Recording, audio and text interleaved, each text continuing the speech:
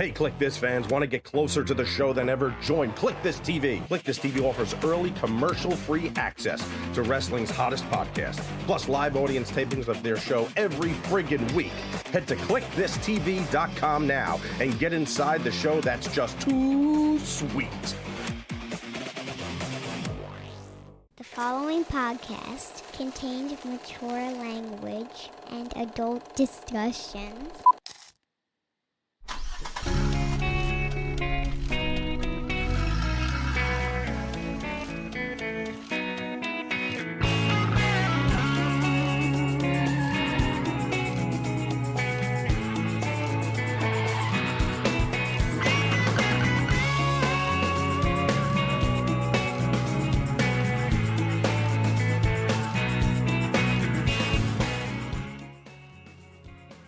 Down here in the Sunshine State, Kev, so I'm ready for some sunshine. Didn't get much sunshine since I've been down here in the Sunshine State, by the way. What's going on? Climate change. Hurricane season's over. I was expecting I'd be in... Hurricane season is not over. Isn't it November? I mean, isn't that when the curtain closes? No. That fucking storms in December. So when are we out of the, if I were to be down here, when am I out of the woods? I don't know. You have to talk to the Almighty. Right. I have a direct line. Oh, Kliq This, the Kevin Nash podcast. Welcome to, when are we dropping this? November 11th, I guess, if we're talking to you on Monday on day one, when the great majority of you, a testament to your excitement over every new episode, which would mean, Kevin, the United States has elected its next president again. 47. 47. And it is so funny that, like, so few things can you say, the entire country, I felt, anyone in my sphere anyway, everyone watched the same thing on their source of choice. But like, used to be that way about the Super Bowl, maybe, probably less so now. But it's still an election like this is still one of those things that just draws everybody in. I don't know anybody that was doing anything Tuesday other than talking about the election and talking about the results Wednesday and Thursday as well. Well, I know that my wife and I, we didn't watch anything from, let's see, we went to the polls at around 2. I had to go to physical therapy. I don't think we turned coverage on till 8:30. I think around 7, I turned when the polls started closing. Because, it's pointless before that unless something's going on. I don't want to hear, exit polling. Well, they said it was, for the last 4 or 5 days before the election, they said it was too close to call. Well, obviously, they didn't. Yeah. As I said, and the walls come tumbling down, and the walls come tumbling the walls come tumbling down. First it was fucking Pennsylvania, then it was Wisconsin, and Detroit. I don't know what the fuck Detroit was doing. They were just dragging their feet. But at Michigan, Detroit. When did we get statistics on Detroit? Because I was watching till well after midnight, and I still hadn't seen shit out of Detroit. So I switched coverage. Like once it looked like what I actually watched Pennsylvania be given to Trump on Fox. I'd already switched to Fox because I was so tired of the fucking rhetoric. What were you watching prior? I would go well, I like Kornacki because Kornacki breaks down the counties. He goes in Yeah. and goes, like he went into like Gwinnett County and he says you're predominantly this and this and this is what he did last time, and he'll show it back to even as far as the Obama elections at times, and he'll show the trends and everything else, and then it just seemed to me that every county that Biden had taken in 20, she was at a minimum of 3 points down. Mm-hmm. Right. Underperformed Biden, yeah, even in the winningest yes, counties. Yeah. and That's when it first became apparent to me. so they eventually came up with a map of the United States, and it almost looked like I have that app Windy, and it like shows like the wind, and it had all the counties with like these red arrows that Trump had Increased his share. had done better in, and there was like 3 blue ones, and it turned out at the end, I want to think, I won't have it exactly, but I want to think that the number was that Trump outperformed in 2,648 counties than he did in 20. Mm. See, my I've listened to all the bullshit, what happened, why, and everything else, and I'm just like, am I the only one that just looks at like the amount of votes that Trump got in 20, and then I look at his votes in 24, and it's like 70, 72, 73 million. Almost identical, right? Right. It's Steve, like, what are the numbers? Those two. Yeah. Can you throw those up? And then throw up Biden's number, which was like 81 million, and she did like fucking 68 million. So it's like, and they're like, well, we don't see how this happened. I'm like, really? I understand that we want to get rid of the Department of Education, and maybe we should if we fucking can't do simple subtraction anymore. But god damn, man, I mean, seemed to be like at least 9,000 people didn't. So 70. What's that number there, Steve?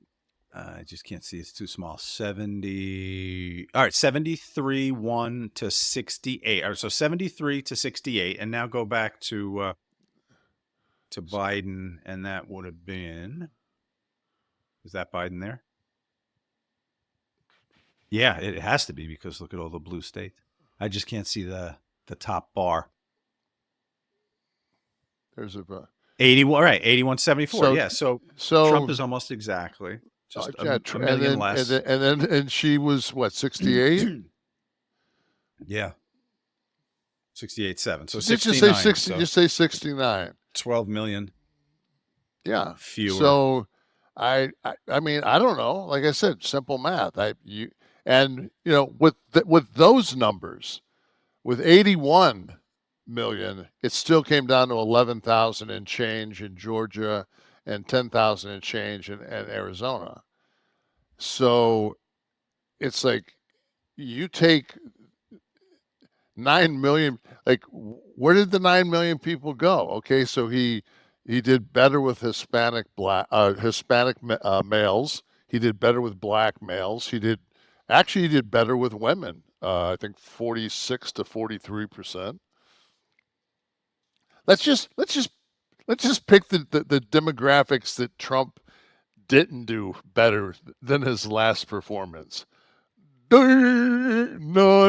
Does it exist? White broads? 6'10" fucking guys with fucking bad lower backs. So when you look at this, you ask yourself, first of all, forget about party, right? 12 million people that decided it was important for them to vote in 2020 Right. decided that this probably wouldn't be a good thing to do on Tuesday or the month Well, before. I think what it showed me more than anything was how completely out of touch I am with how bad our 75% of our country is hurting. I mean, I can look at a graphic and see where 4 years ago a house was $261,000, now it's 508, and their house payment was 13, and now it's 25. I mean, I can look at that and go, holy fuck. But for 50, and there's different numbers, but between 55 and 57% of the people who found Donald Trump unfavorable, like 7% of those people still voted for him. So, you know, when it comes down to it, this was absolutely they wanted to make this a you know, an abortion issue, and they thought that was they're going to be their wild card. It was one of the least important on all the exit polls I saw. It was usually second from the bottom. And people were saying democracy. You know, democracy. You know, I put out a post and I said, you know, it's nice to be a part of the democracy. And they said, we're a republic. I'm like, okay, I get it. You're a Pledge of Allegiance. We're a republic, but the democracy thing is we do get to vote. You know, it's so. What do we got here? The percentage of people that answered each of those.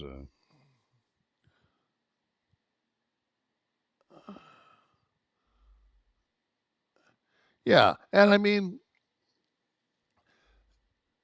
when you look at the situation of and we've on this show we were not fans of the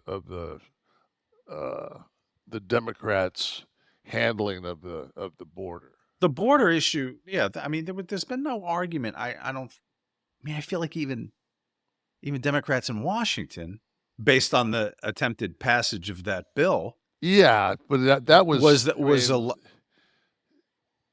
I'm saying. It was an admission that was in like many ways. That was like putting a condom on after you got the girl pregnant. Oh, but I got a condom on now. Like, really? Like, remember when there was an episode and I said I was watching a special on CNN and they were talking about the border, and the border had fucking 6 like 25 to 30-year-old guys with zip ties, and they were all Syrian. And I said, that's not alarming to anybody besides me that there's basically, this is a sleeper cell that's like working their way over our border that just got done, like, you know, in a global conflict. They're battle tested and they're coming over our border. I mean, but don't you think, Kevin, that I remember in my short voting life, 30 some odd years, the border has always been an issue.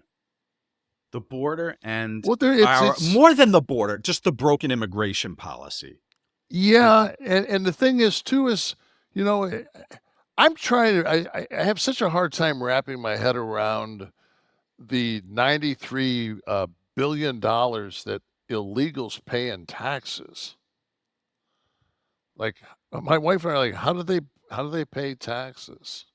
Like, they don't. Well, it's not income tax. It's other taxes. I know, when they but spend money. But it's taxes. But right. It's still 93 billion. You know, and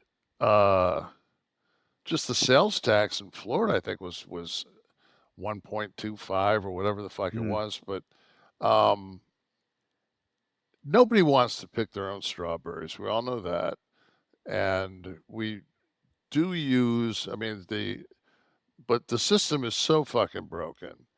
And so I watched a little bit of MSNBC yesterday, and it's like, you know, they're under this well, they're gonna put Liz Cheney on a wall and shoot her day one, and he's going to become. I'm like, am I the only one that that stayed up and watched Trump give his acceptance speech? And I just there was a fucking moment when he came to the part where he said that he won the popular vote. And you know what, man? I saw a glimmer right there. It was just like, that's all he ever wanted, man. You know? That's all he ever wanted. He wanted the acceptance. His ego needed the acceptance. So now, yes, and you know what I was thinking? And who doesn't? Right? Why is there likes on Instagram? Why isn't there dislikes? Take the heart and then put a fucking turd next to it. You can check each one of those two boxes. People want that's the YouTube cesspool that has. But I mean, that's the whole thing. It was like, I looked at it and I just said to myself, like,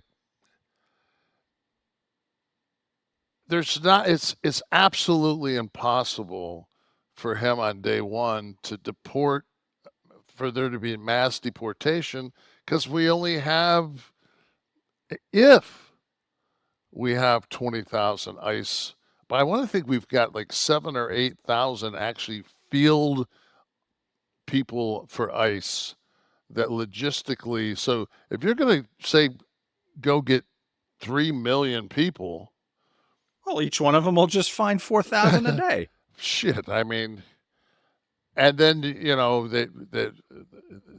they're saying that you've got to make some place to detain them, and then we've got to get them. So we're gonna put them in C-130s and give Venezuela a call. And a tower in Venezuela, flight 227.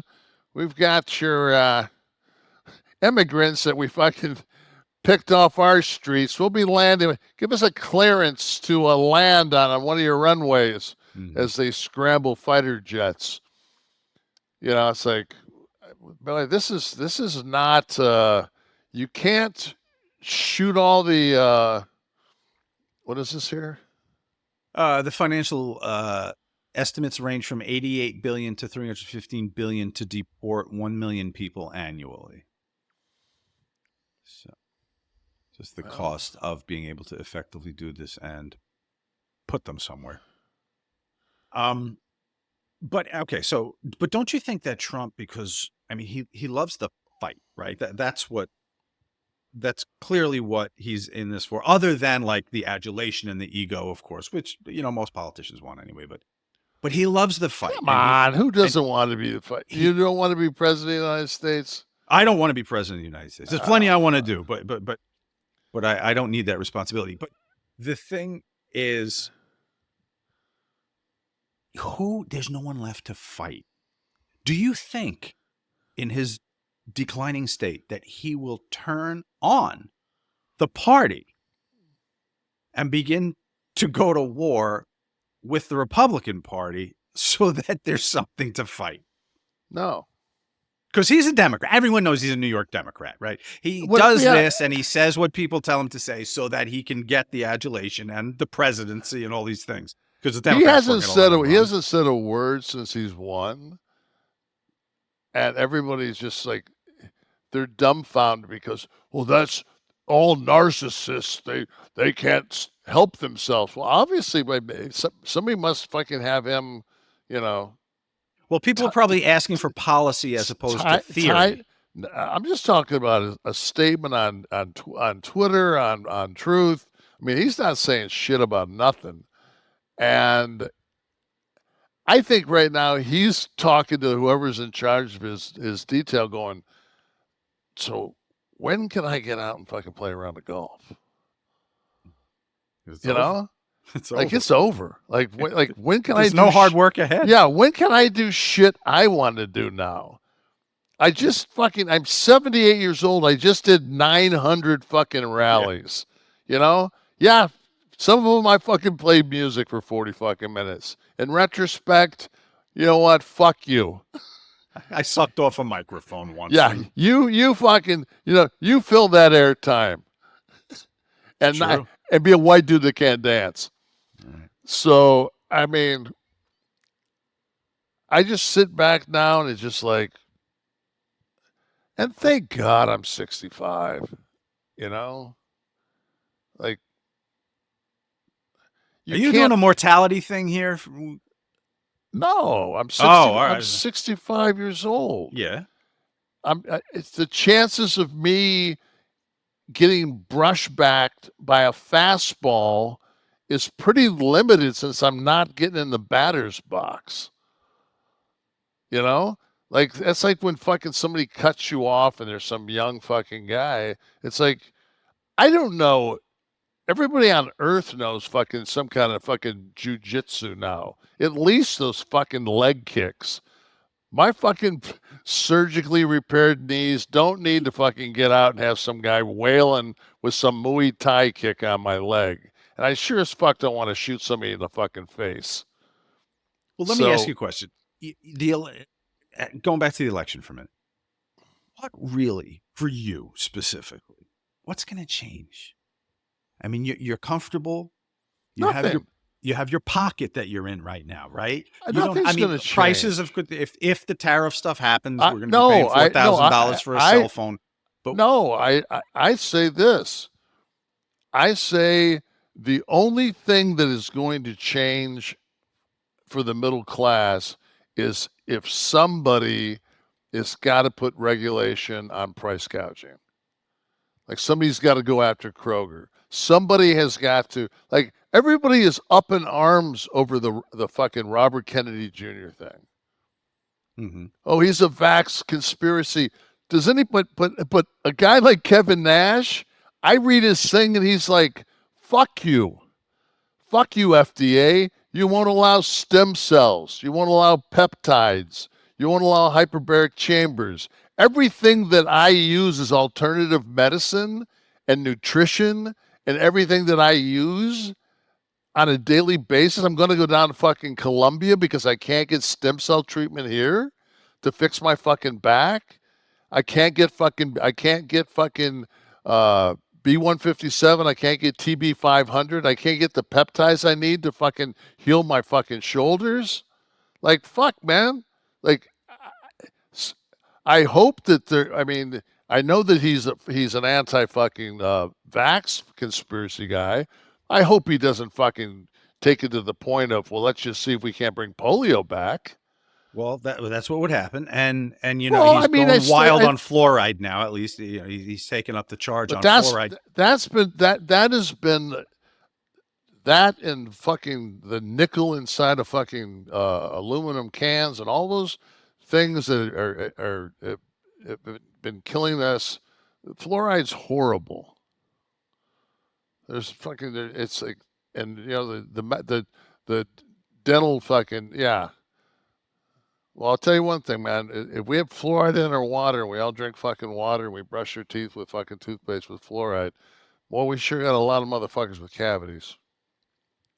But to your point, though, the things that he's been most vocal about are not. I don't think there's anyone that would disagree with you that the FDA needs to broaden its parameters, because there's a lot of people who could be helped with things outside of the big pharma dick being shoved up their ass. But I don't think we're headed towards that. I think we're headed to something more restrictive, because big pharma is going to be running potentially the FDA. Big pharma won't be able to, because big pharma can't make a profit off peptides. They can't make. They'll get into the market. They'll get into the business. Well, if that's the case, then as long as I can fucking, if I don't have to fucking travel to get it done, then that's what I mean. But I don't hear that being. I don't hear those things. Alternative medicine. That's not what's being taught. By if Kennedy does, that was his statement that I read about what you just said about stem cells and fucking peptides. Yeah, that was the thing that I read. That's fine. I didn't see that. That was fine. I read the thing about the fluoride and the. Oh, see, I'm being honest. I'm telling you what's come across my zeitgeist here. Well, so that's fine then. If that's the direction it's going, that's fine. And he's saying that fuck the FDA because the reason that America doesn't have peptides and doesn't have stem cell treatments and doesn't have hyperbaric chambers and doesn't do all these things are because there's the big pharma can't get their fucking leeches on it. Right. So correct. yeah. So I mean, the Big guy's Pharma- how old is it? How old is Robert Kennedy Jr.? Mid-70s. Fucking guy's got a six-pack. He's jacked. I don't think he is. He can incline fucking 185 or fucking. He's 70. Yeah. Yeah. He's still in good shape. He still fucking trains at Gold's Gym in Venice. It's like, you know, I'm sorry, man, but you're kind of what like. You're kind of one of my guys. So to touch on the party, Kevin, on the party with which are you a registered Democrat or are you? Fuck yeah, I'm a registered Democrat. All right. I would hope any UAW guy would be, but you couldn't have. I mean, everybody. We didn't have to tell anyone, but what? Well, my fucking Twitter has said fucking centralist Democrat. Centrist Democrat. It does say that. That's right. So, all right. So perfect segue. Where does the party move now? I've heard a lot of this discussion from the pundits on TV and reading the news sites. Where does it go now? Where did it fail itself? Well, I think if I had to, am I armchair quarterbacking this now? Yeah. Don't we all have to, unless we're on the field playing the game. Okay, so I'm armchair, and it's so. I know I have CTE and I eat Percocets and I forget what other things.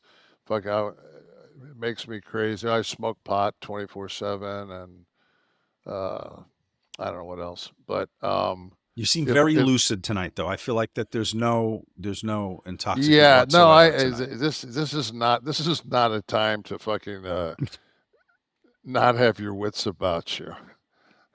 You know, Rachel Maddows might tell me tomorrow I need to get my musket out. So the red, yeah, exactly.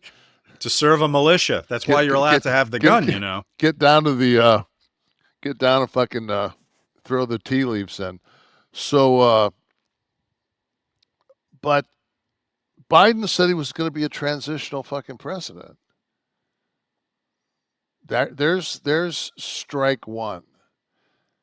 You know, he won and he didn't carry that through. And, you know, there was whatever that fucking, I watched the Five last night and there's that fucking judge on there, but I think Pirro's her name. Jeanine Pirro. Yeah, Pirro was on there. And she was saying how Harris was lazy and she didn't do her homework, and that's when it was time for her to take over. She couldn't answer any of the questions or anything else because she was lazy. And you know, with her 2-month campaign she was allowed to run. Yeah, with her yeah, she was asked to land the 747 and at the Emory Riddle fucking Cessna fucking runway. But I just think that like Kamala Harris made so they went to the first debate, and I'm just speaking for my wife and myself, but like several times I actually hit the guide to make sure I wasn't watching Weekend at Bernie's. I was like, what the fuck? With Joe? Yeah. I mean, it was like, either he had a stroke or I don't know what the fuck, but the guy that was screaming for 2 hours at the State of the Union did not show up fucking for that debate. Right. Needless to say. And when George Clooney, came out with his op-ed saying, dude, you got to get off the horse. I was quick to second that notion. And I think by the time that that Harris got in that position, we were still, as a party, we wanted to protect Biden's legacy, and we didn't want to throw him under the bus. So she goes on The View, and they ask her, is there anything in the Biden administration that you would change had you been president? And she said, no, not at all. Knowing of the glaring weakness that they had, they basically, I tried to explain this to several other people, they basically just dismantled everything that Trump did at the border almost out of spite when they took over. You know, and and Trump did have the advantage of having COVID, so he was able to kind of skirt around. But Trump went down there to Mexico and basically told that Mexican president, like, you will keep your fucking you will protect this fucking, like, you will protect this border on your side. And the Mexicans had put together like a pretty high-powered security, not SEAL team type, but for them a pretty elite group of people. And Trump said, if you think you're a third world country, fucking, I'll show you, because we just won't trade it all with you. And so they basically position themselves to protect the so he might not have built the wall, and he might not have had Mexico fucking pay for it, but he sure as fuck made sure that the Mexican government protected that. Mexico doesn't have the wherewithal to patrol that, but he could wag his finger all he wants because it makes good they headlines. They had. You can do the research. But the size of that border, they would not have been able to protect. No, not all of it, but fucking man, it's like anything else. When you're dealing with people that are trained to fight the cartels, I'm not talking about fucking grab and release, fucking put a zip tie on you, overweight guy named Luke down in Brownsville. Like, we're talking about people being told, hey, send a message. Well, it would be nice if that were the case, and if that could happen. I mean, the cartels run some of the cities in Mexico. The government doesn't have a shot. I mean, some of these, I don't want to get into this area, but I mean, I've seen documentaries. I don't even want to fucking talk. I don't even want to talk about the cartel.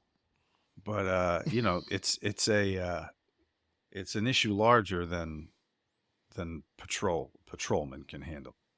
So, having said that, my initial question with the party, yeah, I think you're right. I think that. So I think she made a big mistake there, and then we went into the convention, and it was a very feel good.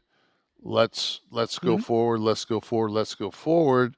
Then I felt the last 3 weeks, it was Trump's unhinged. Trump's unhinged. It was the same. It was the difference. I think that brought the momentum was that Trump was negative, and it seemed like Harris was positive. And I think we fell into the trap of negativity. And at that point, people say, like, oh yeah, but would you vote for Trump? I'm like, okay, if I was for 4 years, if I was underneath this presidency of Biden, and I had $11,000 in credit card debt, I couldn't even pay the interest on that. I was fucking renting a 1-bedroom apartment because that's all I could afford, and I had 2 kids sleeping on a pull-out couch, and they weren't giving me policies. what, I'm not gonna fucking, I'm not gonna roll the dice and see if this other guy can fucking do something. But what in your scenario, in your one bedroom with your two kids, made you feel that Joe Biden's policy has in any way affected your job? There were a lot of jobs being added. The GDP was good. Because The market was hitting new highs consistently. but so was inflation. Right. We saw Thanks to no limitation on price gouging or any kind of. I understand that, but I'm talking about somebody that doesn't. And I one thing I've learned to watch my mouth is there's a big difference between being uninformed and not having time to find the information.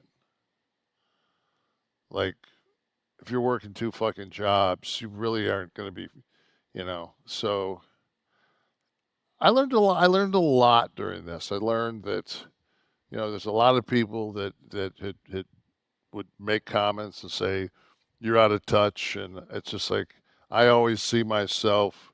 I watched the Jake Paul's going to fight Tyson, and I watched they have 2 episodes leading into the fight on the 15th, and one of them was Tyson going back to his roots, and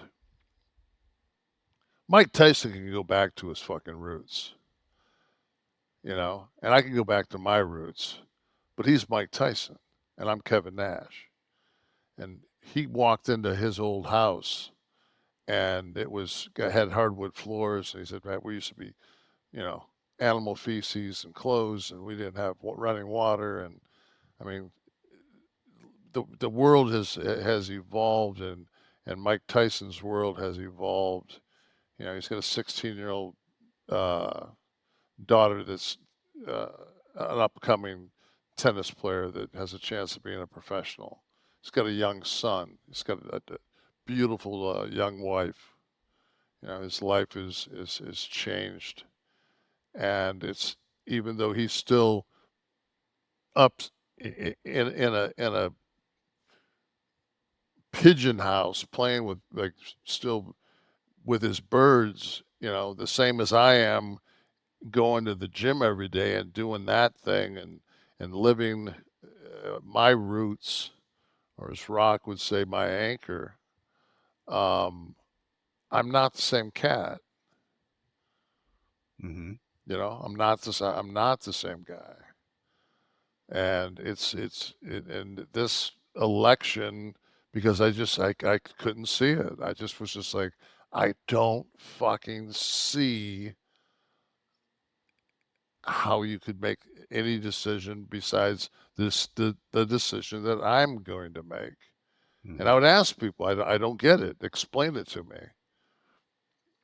And the thing was that 9 out of 10 times the person would never be able to, just because, And I'm just like, it just doesn't seem fucking like a good answer.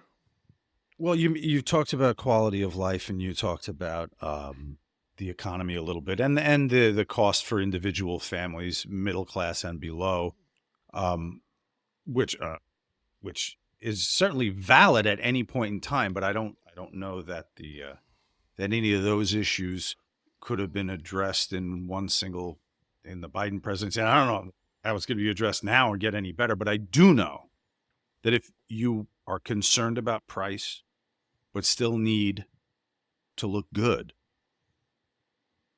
there's no better way to put a capsule wardrobe together, Kevin, than True Classic. And I'm wearing a True Classic t-shirt right now, and it's not going to break my bank. If I am the single parent of 2, I can get my True Classic and I can still feel good about myself. They are best-selling t-shirts, hoodies. They're not always smooth, Kev, but we got to get into it somehow. They're best-selling t-shirts. No, I just it's a great product. I just it's times like this, man, where it's just like I'm looking into this fucking computer right now, going, "Fuck, dude, you're a shill." And And you need to one, me. To you me. need- I'm looking at me. I'm not looking at you. I'm looking at me, and I'm saying, you're a fucking shill. and you need one to ride shotgun, right? If somebody doesn't put the food on the table, nobody eats. Hoodies, jeans, 3-packs, 6-packs, 9-packs. They're premium products at an affordable price, and that's what the whole point of this spot is.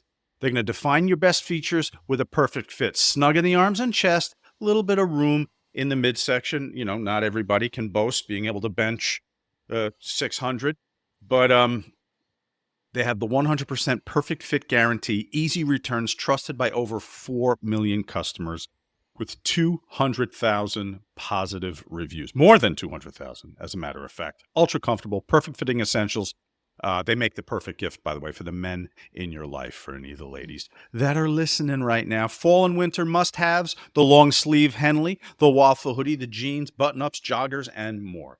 And I'm flexing just the basic black t-shirt now, which is soft, form-fitting, and tremendous. Guys, the holidays are here, and True Classics ultra comfortable, perfect fitting essentials make for the perfect gift for you and the men in your life. So if you're ready to upgrade your closet, shop now and unlock big savings during their huge holiday sale. Just go to my exclusive link at trueclassic.com/click, Kliq. That's trueclassic.com/click. Please support our show and let them know we sent ya.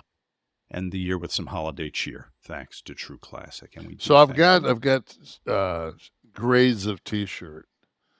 So I have my folded t-shirts, and then I have my hanging. The hanging t-shirts. T-shirts. This is a thing. I'm so glad you mentioned it. I want to talk to you about this. This is this America. This is a hanging t-shirt.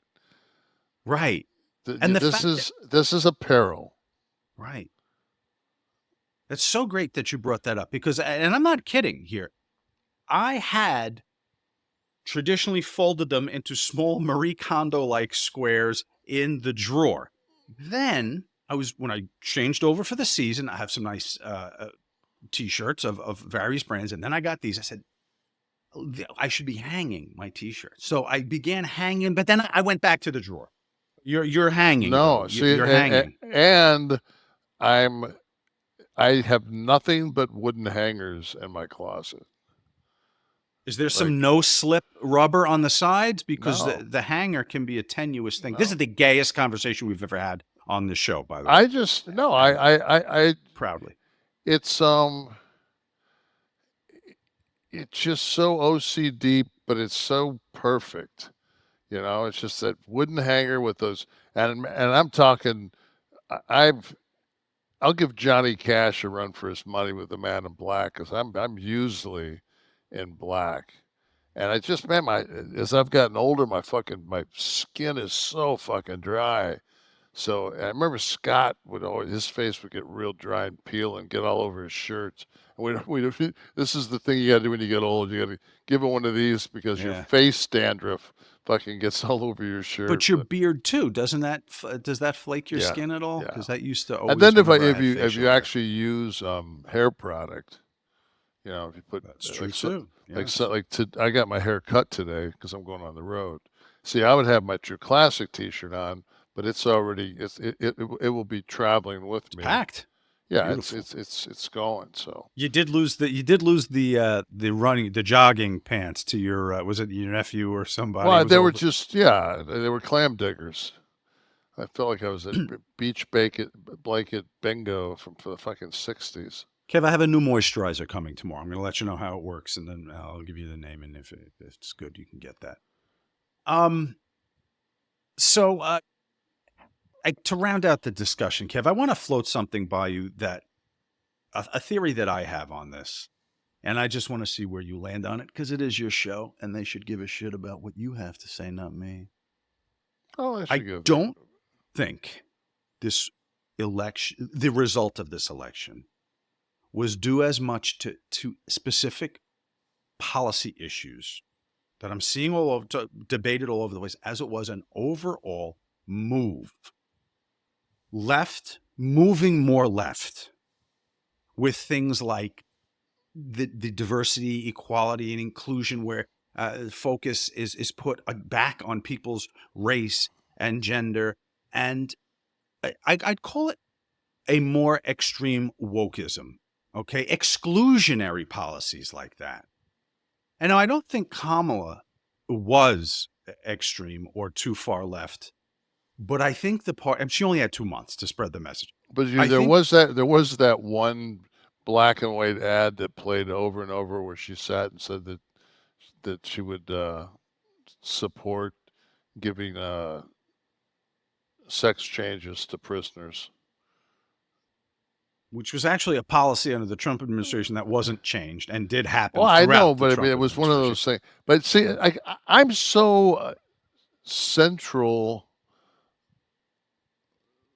left that I don't really, I don't even that I don't soak any of that shit in. But I think people do, and I think they're But tired. that's the more fine. central are tired of it.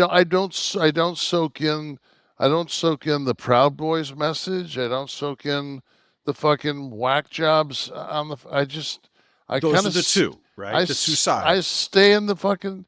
You know what, man? I stay in the middle lane and put my cruise on fucking 78 because I know they'll pull me at 80, and that's kind of like it's how I live my life, man. Right. I just think I think that as a business owner, I think what you call this is a rebranding. I think the Democratic Party needs a rebranding, and it needs to get away from a lot of those things that are exclusionary, that are cutting a lot of the voting Democrats out of these big inclusion and equality. I'm using this as because it was the buzzword that a lot of the Republicans, particularly down here with DeSantis and whatnot, were going to. But there's more. There's more than that. But what do you think about that? Waters last night on the 5, he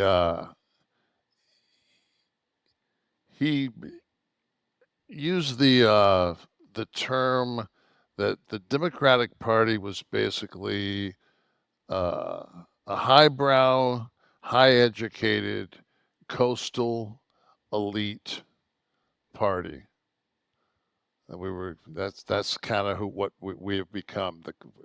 And as I sit in Your waterfront pad, one of two of my waterfront pads, and and I just sat there last night, and I was just like, you do have a different view of the fucking world when 50% of it's looking at the ocean. You don't think the other fucking party has their share of waterfront elites? They're just trying to minimize or trying to invite more sin in. Yeah, so but we get we got more sinners into the party. We got like that whole New York, Boston, like that. That's all coast. That's all fucking educated, hardworking, employed people. Yeah. But there's also fucking. Dare they? There's a ton of diversity in all those places. Yeah, exactly, and in both sides of the and party, there are a lot of toothless trailer dwellers that were espousing the importance of Republican policy right now. I still think lives are going to be better. I still think when I look at anytime that there would be a picture of the Democratic Party, like on a stage or something, you see whites, blacks, Puerto Ricans, Asians. I mean, it was a very diverse coalition where when Trump did his acceptance speech, I mean, it was like not so much. That pretty much looked like Mobile, Alabama. So it was just one of those things where I thought Linda McMahon looked lovely in red. Linda McMahon. Now, I guess I want to get the title correct. She's part of the transition. She's part of the transition team. She is the co-chair, as a matter of fact, of the transition team, with Howard Lutnick, CEO at Cantor Fitzgerald, I think. So they'll be doing things like vetting potential cabinet members, political appointees, drafting executive orders, actually, and just coming up with strategies to help Trump's policy initiatives, not just theories, but when they get to the actual policy, helping those get pushed through. So yeah, she's got a pretty heavy spot. She was done in 2019, right? She left before his term ended. She left the SBA, the Small Business Administration. Small business, right? yeah. But she's back. And did you send a little congratulatory poke or something, Kev? Did you It's between me and her. Okay. Sometimes no answer is the answer, as I said earlier. No, I've always. I mean, I think I just said she looked lovely on stage. I mean, what more do I need to say? Question from. I'm a fan. Yes. I don't know. I don't know anybody on his team besides Musk and her. So I mean, it's if you're on Donald Trump's team and I know your name, then that's somebody that has an influence on me. That's a starting player. It's not a bench player. No. Zombie Elvis asked a question. I'm going to bring this up now just because we're talking about this. He said, "Hey guys, just want your honest opinion. Where do you think all the Democrat votes for 2020 disappeared to? It's crazy. Don't understand the same votes weren't there in this election, almost like they never existed." So people were looking at that, Kev. People were, and there's, let me see the graph. U.S. presidential election popular vote. Okay, Democrat, Republican. So the graph we're looking at for anyone listening was the turnout in 2020 and the turnout this year. And this year's Democratic turnout very much in line with 2016 and 2012, but dwarfed by, as Kevin mentioned before, 2020. And it in no way whatsoever would lead fuel to the speculation that something went awry in 2020. Oh, that graph. Yeah, like boy, the busloads of yes. That doesn't look like fucking. We allowed Poland to fucking vote. Jesus. I'm looking at the numbers on the side. I don't know that graph's accurate either, because that has so small I can't read it. It has like 46 million or something like that. 40. What is that? 40.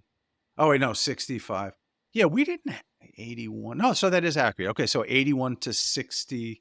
Well, it was actually 68. This was probably made right after Tuesday night, so more votes. But yes, it is correct. But it's actually not to scale because it doesn't start at 0. If you go to the bottom, that starts at probably 50 or something. No, and it's I mean that the difference between 50.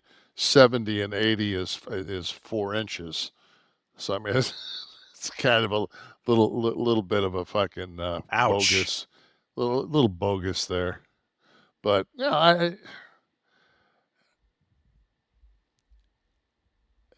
one of the things I saw last night on the 5 was there's a blonde haired girl on there.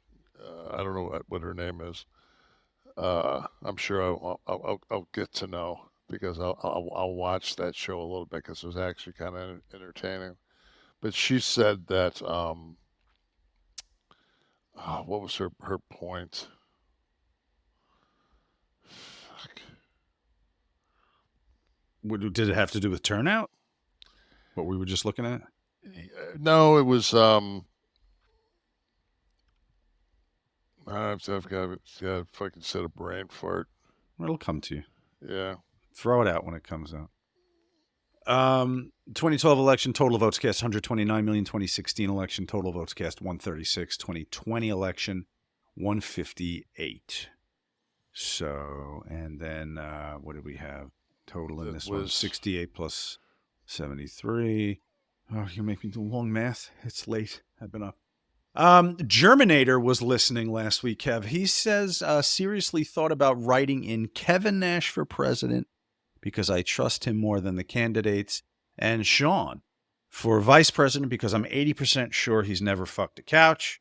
Don't lay your money down on that one, Germinator. You would have lost it, but I would have happily accepted the nomination.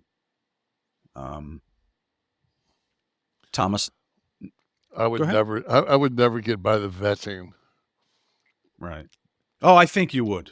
No. You have no felonies. You don't. You're not waiting for a sentencing in 2 weeks on 34 felony counts. That's kind of an interesting twist. That somebody certainly has a lot of power on the bench right now, don't they? I mean, there's a little bit of time before January the 20th.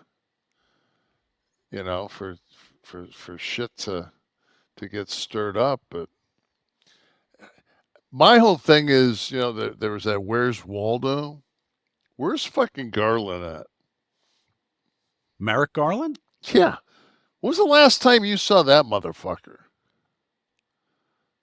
Pictures of the Hindenburg crashing? I mean, where the fuck did he go? And he wanted to be, I mean, that was the guy that they were going to put in the Supreme Court. Mm-hmm. And he just disappeared. Oh, I mean, you want him to take a correspondent job on MSNBC? He's living his life.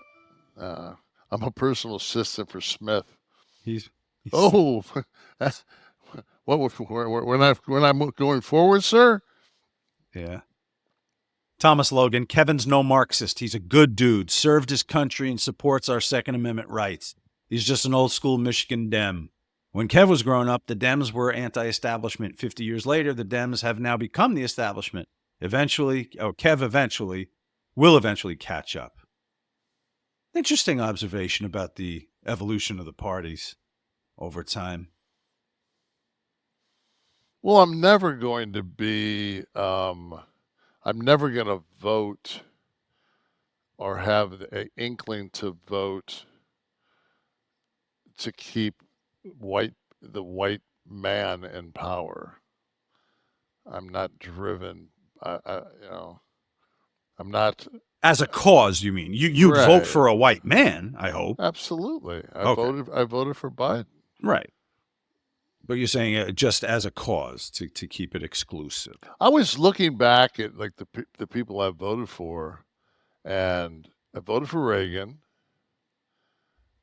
twice. And then I want to think I voted for, because I know I think I voted for Carter. Then Reagan. Who was after Carter? No, it was Carter. No, I didn't vote for Carter. Reagan was my first vote in 80. Oh. And then 84. I can't imagine you pulling the lever from Mondale, right? No. Then Bush Dukakis would have been 88, I think. And I think, no. What was it Bush Dukakis? Bush Dukakis was 88, and then Bush Clinton was 92. And Lloyd Benson was in there somewhere too, wasn't he? Well, fucking Ross Perot was in there. Ross Perot was 92. It was Bush, Clinton, Perot. I had a Perot sticker on the back of my Cadillac. Of course you did. Of course you did. You waited for the right disruptor to come along, and Kevin said, "That's the horse I'm getting on." Fuck yeah. That motherfucker. Oh, good God. And then, then 80. 96 was Clinton, Dole. I did, yeah. But it was, I've actually voted for Ross Perot in the 92. Not in 96, though, right? No, he ran again under 96 I voted for Clinton. And then, when did Kerry? I voted for John Kerry. Was I lost both of those. 2008? I lost. Oh, no, 4. I lost. I voted Gore. I voted John Kerry. Then I voted for Barack. Then I voted for Barack. Then I voted for Hillary. Then I voted for Joe Biden. And then I voted for Kamala Harris. You could have dropped a huge swerve right there when you got to 2024, Ken. Is there no worker? Is there no worker left in you? No, because it's we got our ass kicked, man. Yeah, I'm saying you should. We got fucking smoked. I take, you got to take the good with the bad in life. That's what I was explaining to my daughter. Both my daughters were pretty upset. This was my oldest daughter's first election. I told her, I said, you're going to live through good presidencies, bad presidencies, people you voted for and not voted for. Might as well get used to it now. And my whole thing is that I'm not going into this next presidency, the 47th presidency. I'm not going into it with negativity. So Like you're optimistic. You have to be. Isn't that part of being American? I don't know if I didn't know anything about the prior, but we lived through 2016 to 2020. So I think we were educated on what to. It's not a blind faith. We kind of know. But it's not a follow-up. It's a Grover Cleveland. It's a once in 100 years. It's like fucking. It's like the most improbable. I just didn't see this happening. Right. I mean, I just think that, and it did. And like I said, it was a wake-up call for me. It was a wake-up call for not my values in any form or fashion, but how my fellow Americans are fucking hurting. There are always going to be pockets in the country that are certainly hurting, and it would always be my hope. When you pull, and 25% of them are fucking severely in financial fucking trouble, and another 50% are somewhat fucked up. I don't see how, it's amazing we were able to be as close as we were in the election. Yeah. And you do you believe, as you say that there's anything in the policy that's been advertised by the incoming administration that's going to alleviate that hurt? I saw something today. I don't know if it's true or whatever, but that there was a phone conversation and Trump talked to Hamas, and there was talk of a ceasefire. And I mean, you read all kind of shit. I mean, I didn't vet that in any form or fashion. I probably shouldn't, but it's one of those things where, I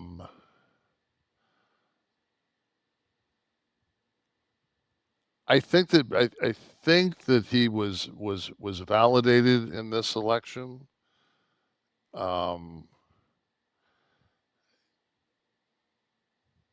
And I think that he's going to be a different president than he was he before. Was before, yeah. Okay, we'll see.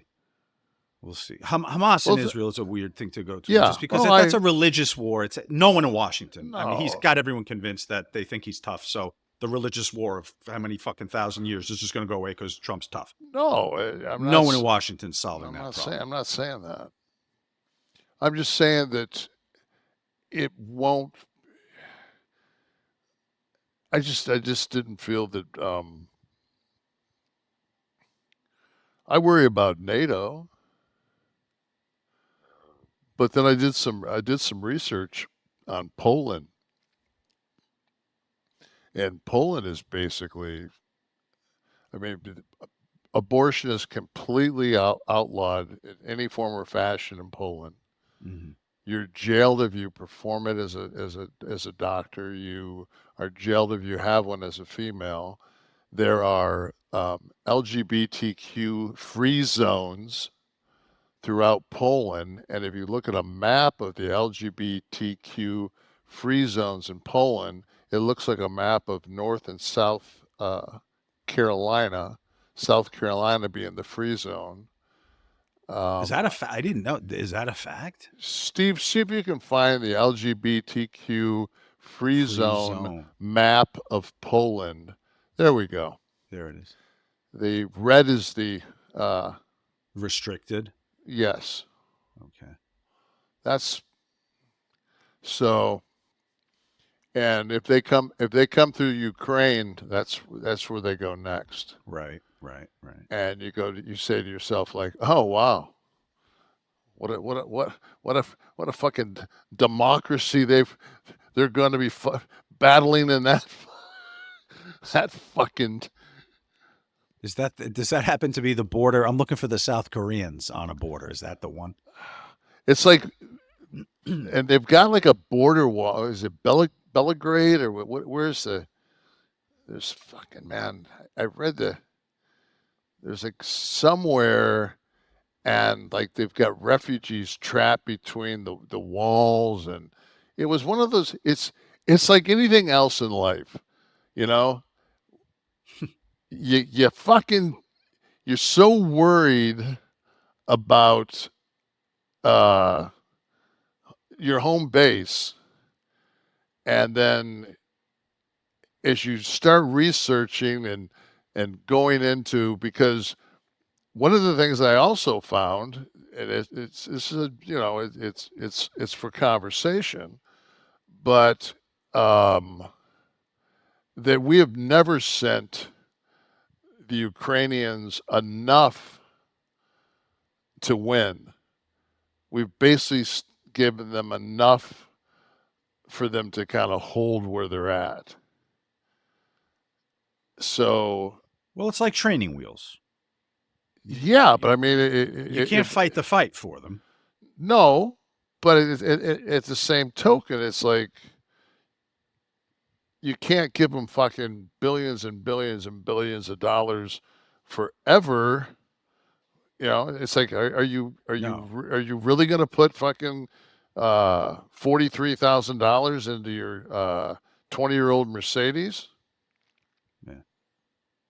Well, there's a whole other show to talk about, you know. Oh, I know, but comparisons to Hitler marching west, and you know, when do you stop it? And well, I mean, it's like, is there a global responsibility? Yeah, but each and every day, though, man, I just hear Michael Sipes singing just a little bit louder. It's the end of the world as we know it. Is that what you're talking about? And I feel fine. You know who's fine? Gary King, who said, with November 11th being Veterans Day and Remembrance Day in Canada, I want to thank Kevin for his service. I'm a member here in Canada, and his service all those years ago made mine possible today. Thank you, sir. Thank you for your service. Very nice. David Conroy, one of the highlights for me each week is listening to how Sean transitions from whatever you are talking about to a product promo. Get ready, because we're due. Thank you, David. And I want to let you know what one of my highlights every day is when I get to use MANDO. When it's time to freshen up. If you're talking about highlights, that is one of my highlights. Kevin called me a shill this week. Said I'm a shill. I thought you said I was a shill. No, I said I'm looking at a shill. I was pointing. I said I'm looking at a shill. I was thinking. I said I'm not pointing at you. I'm pointing at me. And I want to tell everybody a conversation we had off the air a couple of weeks ago when you said that Tristan was watching TV. Was it Fallon? Yeah. Watching somebody. And he was watching Jimmy Fallon. He said, Dad, what a fucking shill. So that's the poignancy of Kevin's statement this week when he mentioned I'm a fucking shill. I am Jimmy Fallon. Oh, that's brilliant. Well, listen, if you're Jimmy Fallon, at least be a Jimmy Fallon whose balls smell good. And MANDO is the company that's going to do that. I actually have a MANDO box right next to me. See, I had one delivered to the Florida house and one delivered to Jersey. It's called the Coastal Elite Package.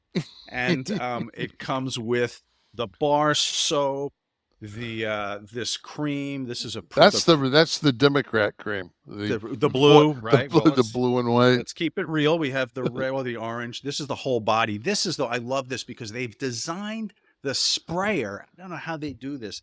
To be totally multi-opposable, I will say. Well, the one rub-on gimmick now, you can put that in your shoes. It's a 72 hour. It's anywhere you can put that. Right. 70, and it's the 70. So man, like I walked in the other day and I was just like, and I took a pair of shoes off and put my flip flops on. My shoes were in the car. Usually that means is fucking smells like a wet dog, but Mm-hmm. the MANDO came on strong. Yeah, and this Kevin's talked in the past about throwing a couple of these sheets in your shoes and leaving them by the door and giving new life to it. What am I talking about? What is all this? If you don't already know, this is MANDO, made by a doctor. Okay, it's science backed for real odor control. This is not gimmicks that are covering up a scent. 72 hours straight, this is going to work for no matter what you're doing. Okay, holiday shopping, working overtime, sitting through a marathon of family dinners. Their low pH formula actually stops odor before it starts. It's not covering it up, okay? And it's full body protection. Pits, package, feet, wherever you need it. Let's be real. Your old deodorant isn't cutting it for all these other areas, okay? 3 formats, the invisible spray, the solid stick, the invisible cream. That pack I sent you it gets me through the day. Black Friday and Cyber Monday deals are coming, guys. 30% off exclusive Black Friday bundles. So, guys, head to shopmando.com to shop their sale, shopmando.com. And when they ask, please support our show and tell them we sent you. Okay, very important. The MANDO starter pack that it's perfect for new customers. Okay, great last minute stocking stuffer. We're already in the season here. You can go through the mall. All the stores are playing the Christmas music. It comes with solid stick deodorant, cream tube deodorant, 2 free products of your choice, like the mini body wash, which I actually have in the shower next door here. So guys, go to shopmando, shopmando.com. And when they ask, please support our show and tell them that we sent you here at Kliq This. Do not let the holiday stress get you sweating, okay? You can get up to 30% off these bundles. Go to shopmando.com. Thank you very much, Mando. Love you. Love how you smell. Love everything about you, Mando. Zombie Elvis sends a poignant question for today. He said, looking forward to hearing you both break down the markets again. I thought he was being a bit of a wise ass. I wrote him back. I said, well, we're going to. So there was a surge. There was a surge after the, which tells me, which is one of the things that I'm very upset about. It just, the Dow jumps 1,500 points, and why? Deregulation. The banks are going to be able to go wild and give people mortgages who can't pay for it, and in 10 years, we're going to be broken down again. Too big to fail. So I hope we learned that, and we don't deregulate to the point where we fucking, fuck everything up again. But hey, I'll put my shit in CDs. Fuck it, I don't care. Brandon Bryn, hey, Kevin, Sean, I don't know if you heard, but Undertaker wants Kevin on his podcast. Maybe you could do a double podcast. Is this something you would do? Would you go on Takers? Yeah, you have to get on a plane. Was this one of those "to the victor goes the spoils" things? Well, he would have to do us the favor. No, he had Trump on his show, so they won the "to the victor goes the spoils." I forgot Trump was on. His show. Would you do the show?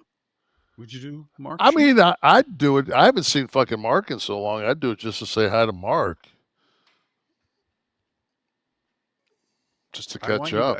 I want you guys to talk extensively about the photo in the back of the bus that pops up every once in a while on social media still with all of it. Jerry Briscoe, I remember. Tinker and I were always Percy Pringle being very prominent. We were always in the back. You what? I had a good relationship with Mark. Was he the quintessential locker room leader that we always kind of hear him? I mean, I don't think I caused much shit. I think Mark had more of a problem with some of the other guys and my crew than me. You know, Well, Scott, right? when I first came in, it was like my first TV, and we did Raw at Manhattan Center. We came back and we sat down, and we're at the jetport, and Scott came in. I hadn't seen Scott yet since I came in. It was fucking my first TV, and it was like, oh, by the way, man, everybody hates us. I'm like, oh, fucking great. Like, oh, everybody hates us. So I was just like, ugh. Well, this is But they'd always say this, like when it was time to go get pills, like, like we'd run out of pills, and they'd always go, Kev, go ask so and so for some gimmicks. They like you. I'd be like, fuck you, man. If I get gimmicks, I'm like, that's exactly what we need right now when we can't even get a sentence out as we slur our words. Let's get some more pills. Yeah. Now, I know Mark drank, right? Right. But he wasn't a gimmick guy. Nah. I mean, fuck, he had broken ribs and a fucking that eye socket injury, like back. He got beat to he got beat to fuck. But I think he took pain pills because he was in pain. I don't think he took them to. But he wasn't on the party circuit with. No. And I never say. I mean,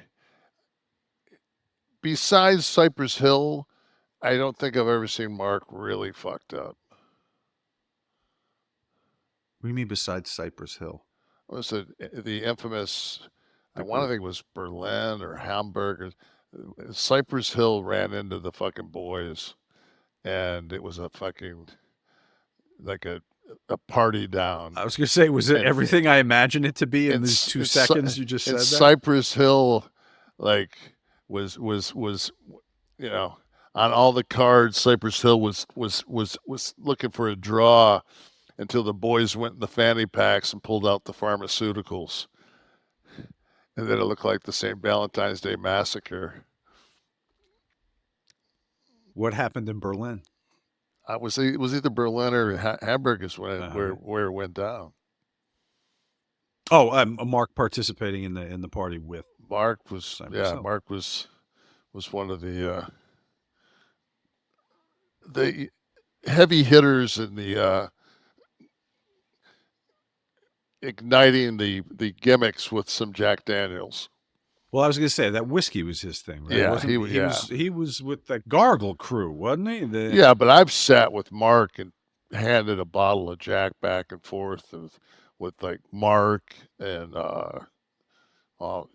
his name's Mark too, but Hogg and and Phineas. And, I mean, You know what I do wonder about, Kevin, at that time specifically, when I think Kurt Hennig is credited with having said the quote first that the business is done in the bar, right?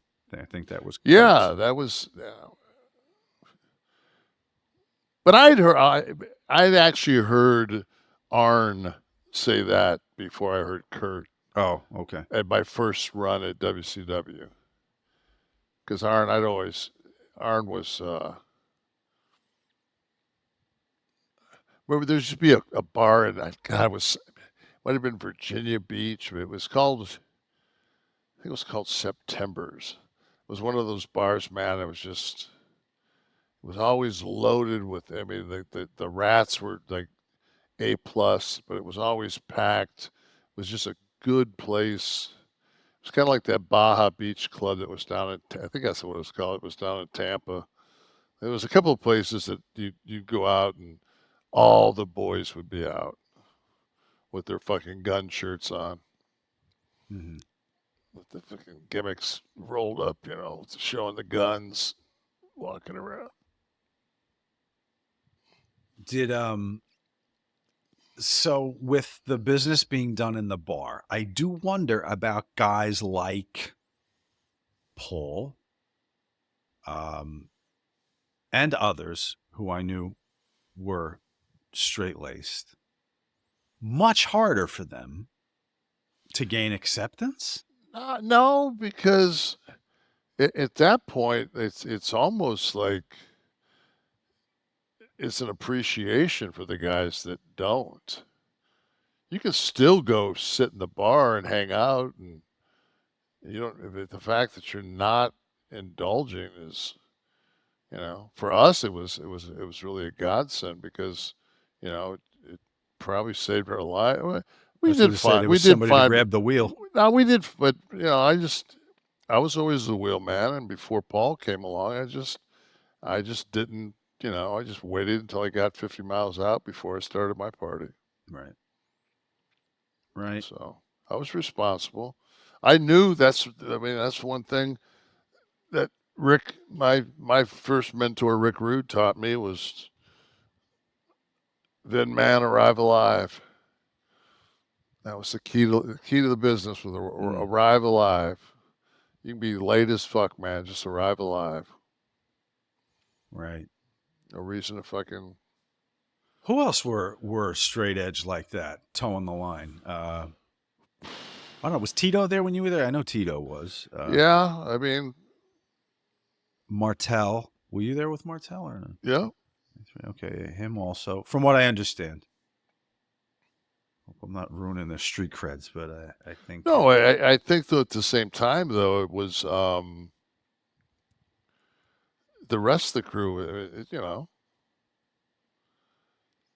If one of the fucking trombone players wasn't in the bar from Earth, Wind, and Fire, I don't think he was missed. You don't know that. I do. You're naming people that didn't show up at the bar. I'm thinking, I don't fucking know. Maybe they were there at the time. Maybe they could have proving been. once again Arn and Kurt correct. Anyone see Meng tonight? No, Meng was there.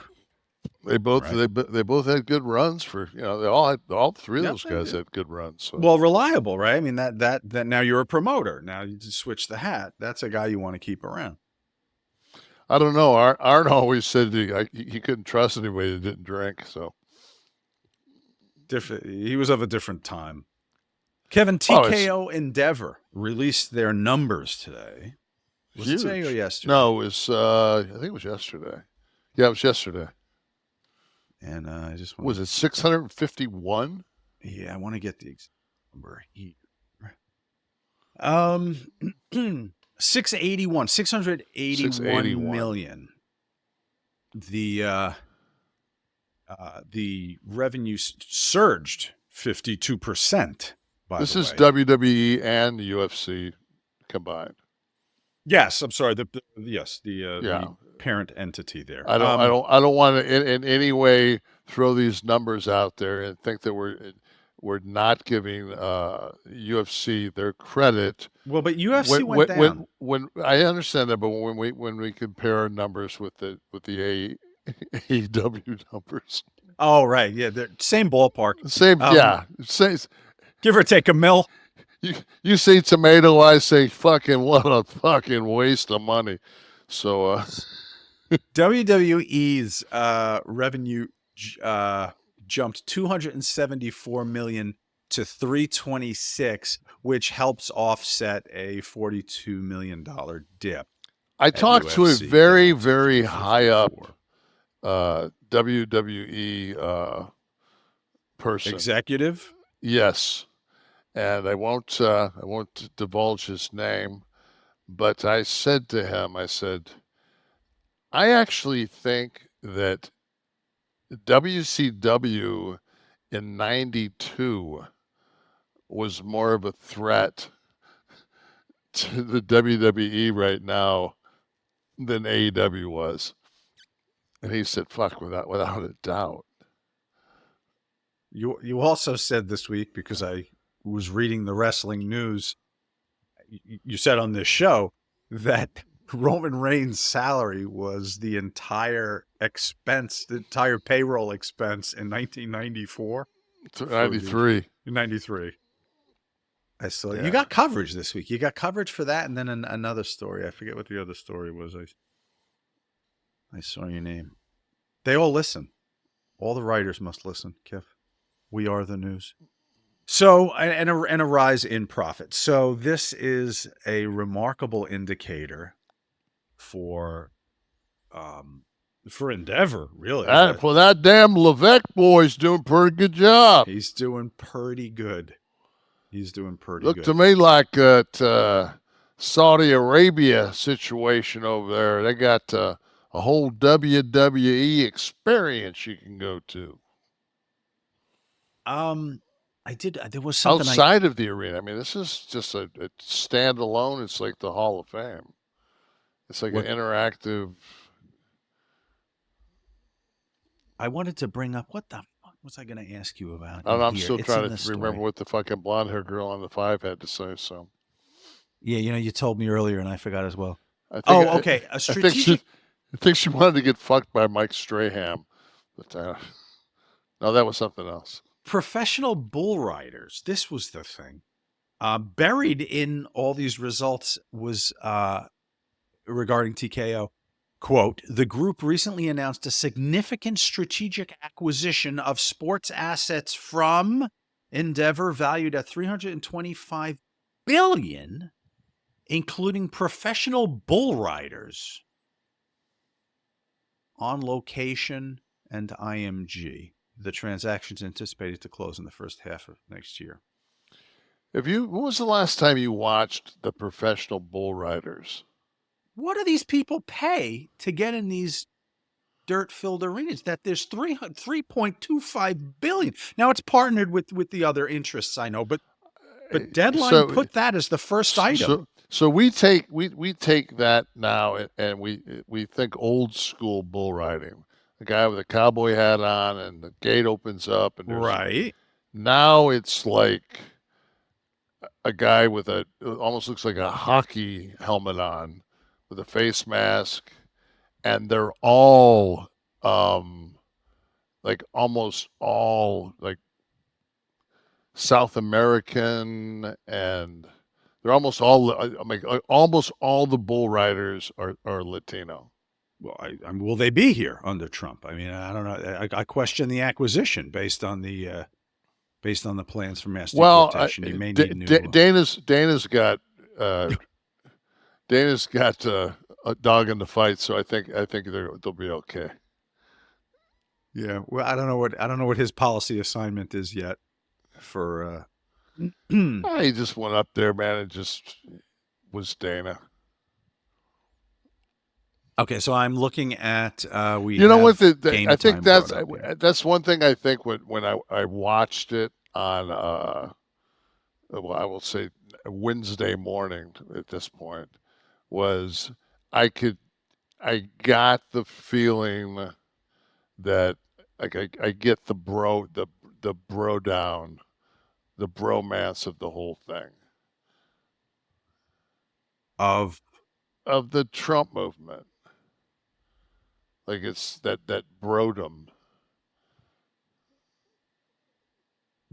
You don't know what I'm saying? Guys club type thing. But a specific kind of guy. Like alpha. Yeah. Alpha male bro club. Yeah. They're drinking their whiskey straight. And they ain't going to be run by no damn woman. The election saw to that. Yeah. No, you tend to, when when you get involved in politics or, it's very hard not to look at things in a skewed manner because there is passion. You get you're passionate about your, if something was to happen in our country and we've started to take on that a Poland type feel with the LGBTQ free zones and things of that sort, where we were taking huge steps back, and we weren't, you know, I, that was always my biggest problem, because my family's very diverse. Mm-hmm. You know, we're multiracial. We're LGBTQ. We have, I mean, I've got a transgender. There are people in my family that, you know, and it scares me. It was almost like listening through an interpreter in Arizona, them speaking to the people that were just horrified that their illegal mothers and fathers might be deported, and you know, under this new situation.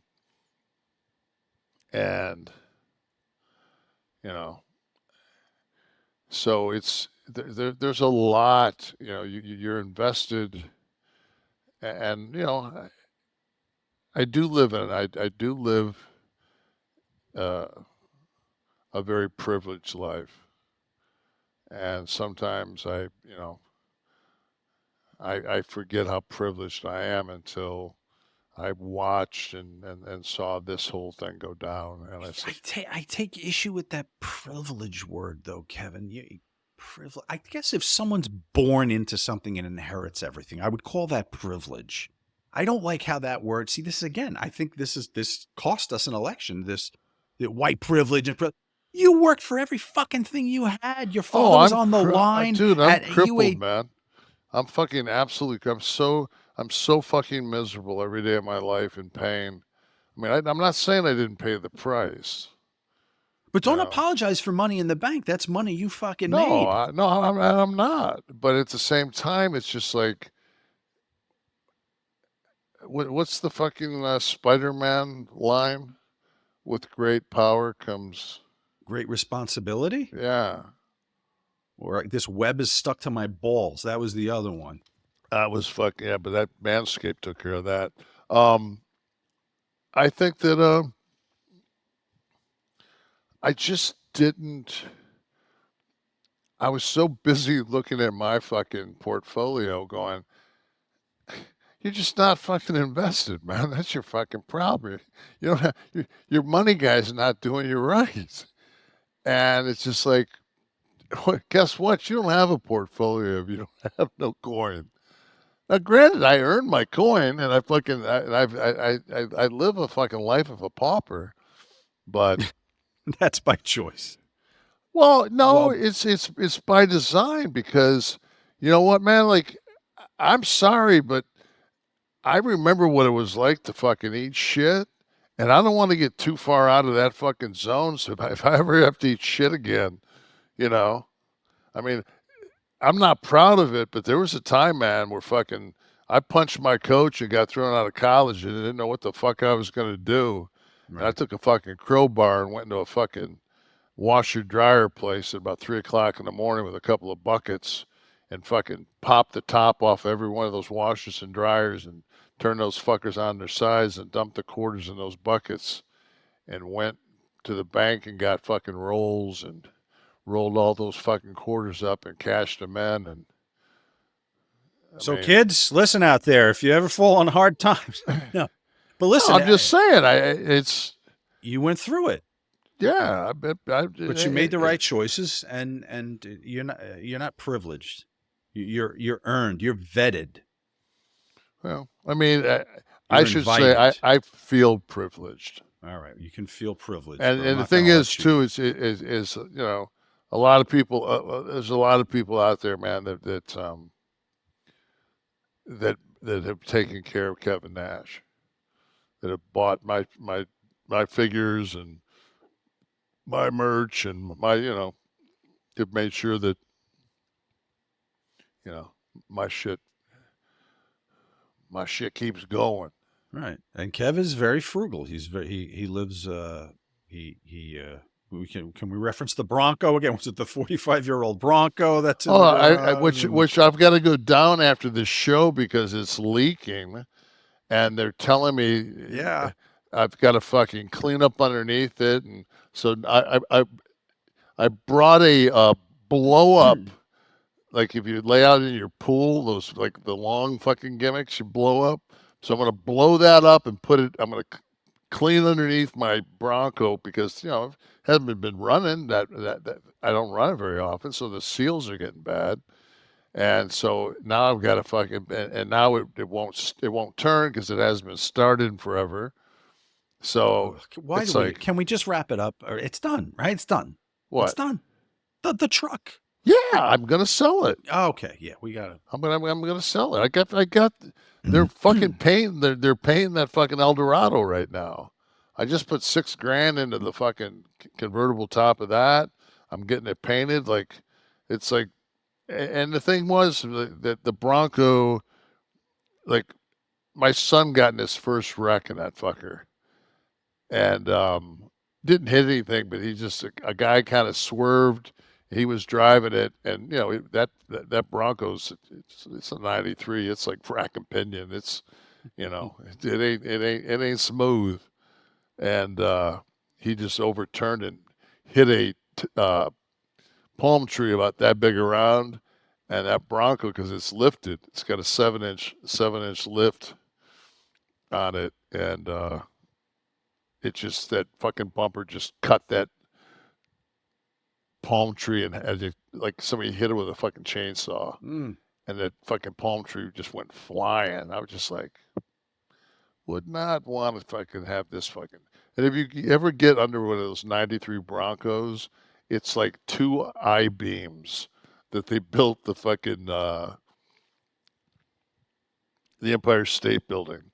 It's just frame. Yeah, I mean it's fucking just big fucking just beams. Everything is just, it's, oh, fuck. And I've had that thing, it's been restored, like, off, like, everything's been sprayed with like, bed coater. So none of the metal underneath it or all the underlying, none of it will rust. Mm-hmm. So, I mean, there's part of me that wants to just take it and get it all marine grade, but it's just like, I don't know why I bought that fucking Cadillac.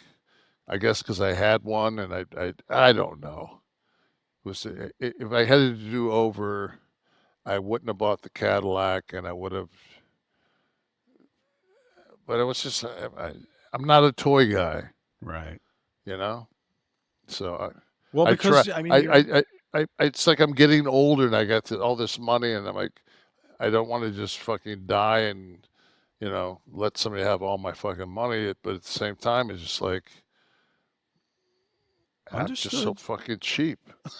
Can't take it with you. And then one of the reasons Kevin has all that money, I mean, we talk about the WCW contracts, but Rocket Money is finding subscriptions that he forgot about and that he had duplicate subscriptions of, and it's allowing him to cancel very easily with the click of a button. It's almost like a game, okay? The interface is so simple. It's so simple, everybody. You put in your information, and it lists you're seeing it right there. It's going to list all your active recurring subscriptions. I guarantee you have no idea, listener, how many active subscriptions you've got going on right now.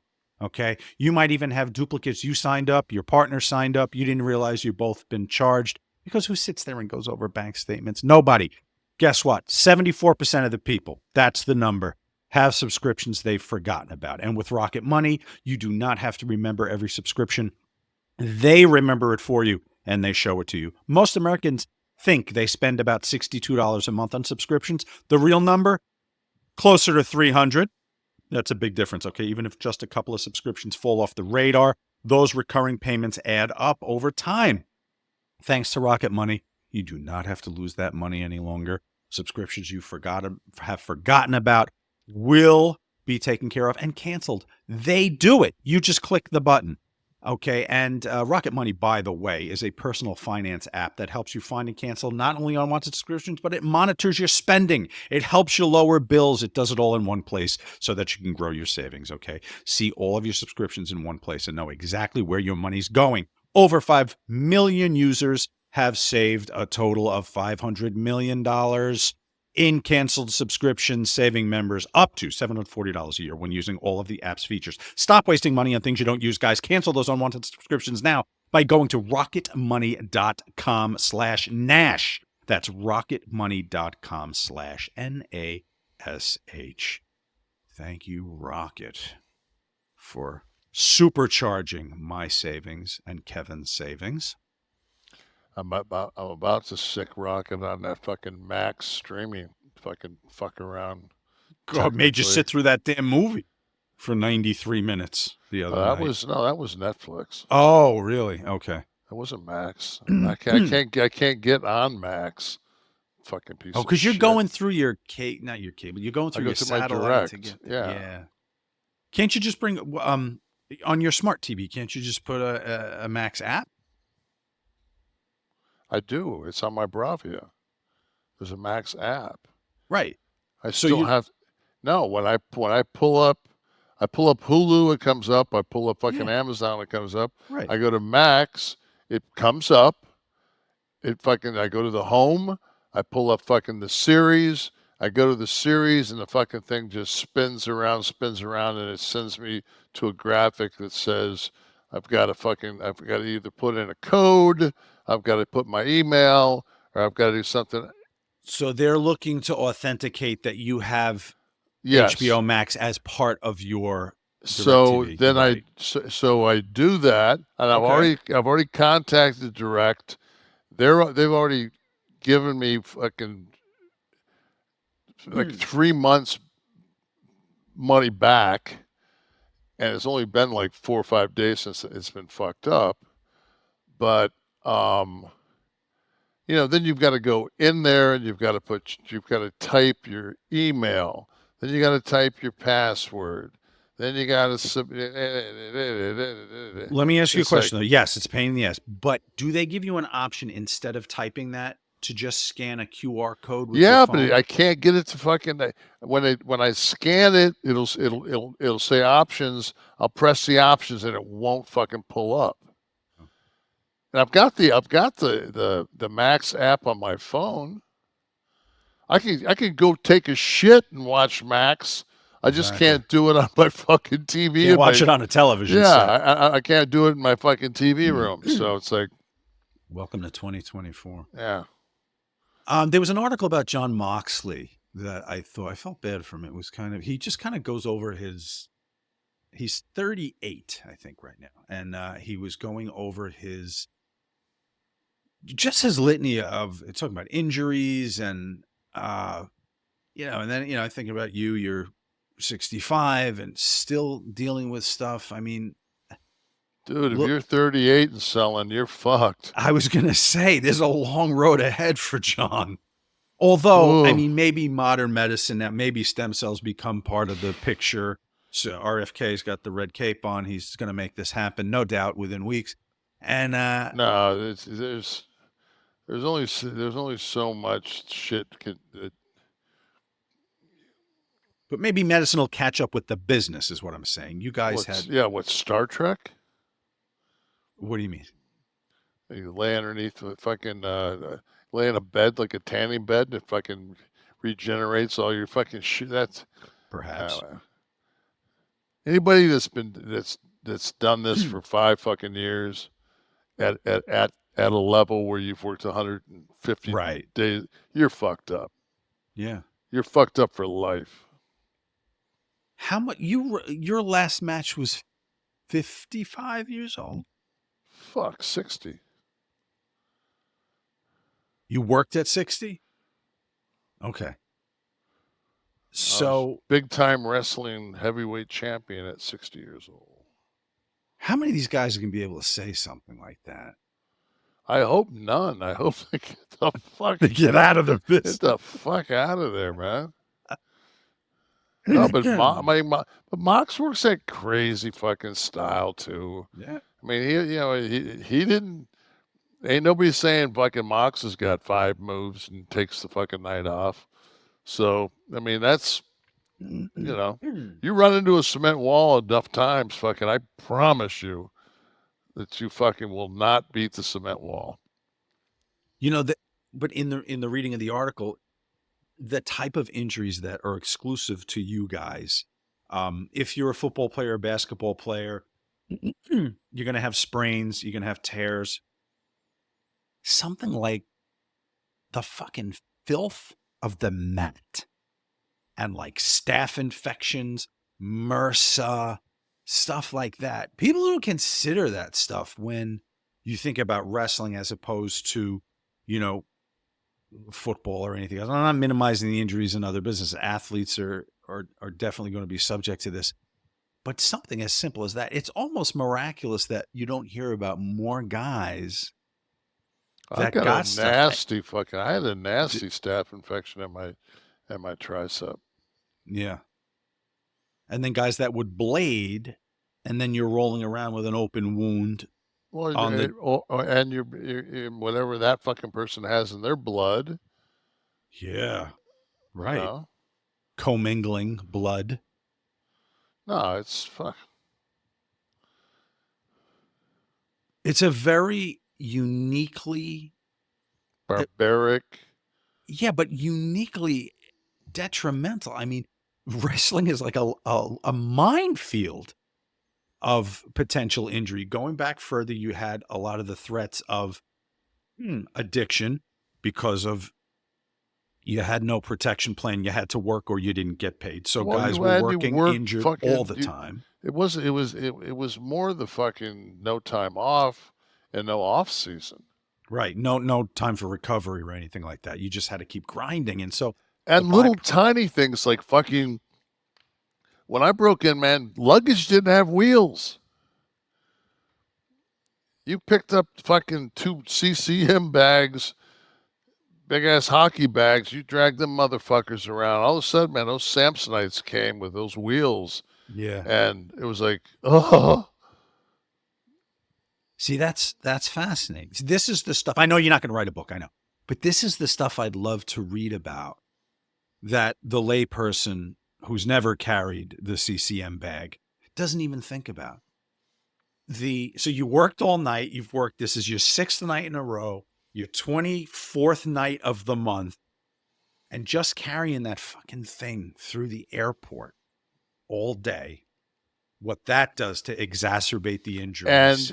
And it's like you've got your work bag, like you've got your boots and all that shit you need, because you can't put that underneath the plane, because if your boots get lost, you're fucked. Right. So it's like, so that's carry on. Yeah, but I remember I'd always see Brett. Brett had this really cool leather case, and all it did was it carried his boots. So you would see Brett coming from Calgary with like a fucking Halliburton and fucking in his boots, because he knew he could fucking wrap up his knees with some fucking ace bandages and go out there in a pair of jeans and fucking and put them. So he wouldn't even have the singlet in no. with the boot. It was just the boots. Just his boots. Wow. Yeah. How many bags were you toting at one time? Usually 2. One you carry on with your gear, and then one check. Underneath. Yeah. What about when you had the title? You were just able to throw that in the luggage? No, you had to fucking carry the fucking belt on the plane, and it just made your carry-on bag fucking weigh an extra 20 fucking pounds. So that was in the carry-on too. Yeah, you couldn't. Yeah, you can't check the belt. Kind of hard to have a heavyweight championship match every fucking night without a fucking strap. That's crazy. And when you finally get to the level that you're working, championship, main event status, and you've got no trainers, You've got nothing. We're taping ourselves. We're cracking each other's necks. Right. You know, When did they start to add guys like what's the French guys? Francois. Francois. Like when did those guys start? He wasn't coming? even fucking. He was kind of bogus though. I mean, he wasn't even fucking certified. He was more of a shiatsu guy than anything else. I mean, yeah, he could. You know, we all can fucking. I can crack necks and I can do all kind of adjustments because I've been adjusted 95 billion times. My Right. wife won't let anybody adjust her neck but me. Mm.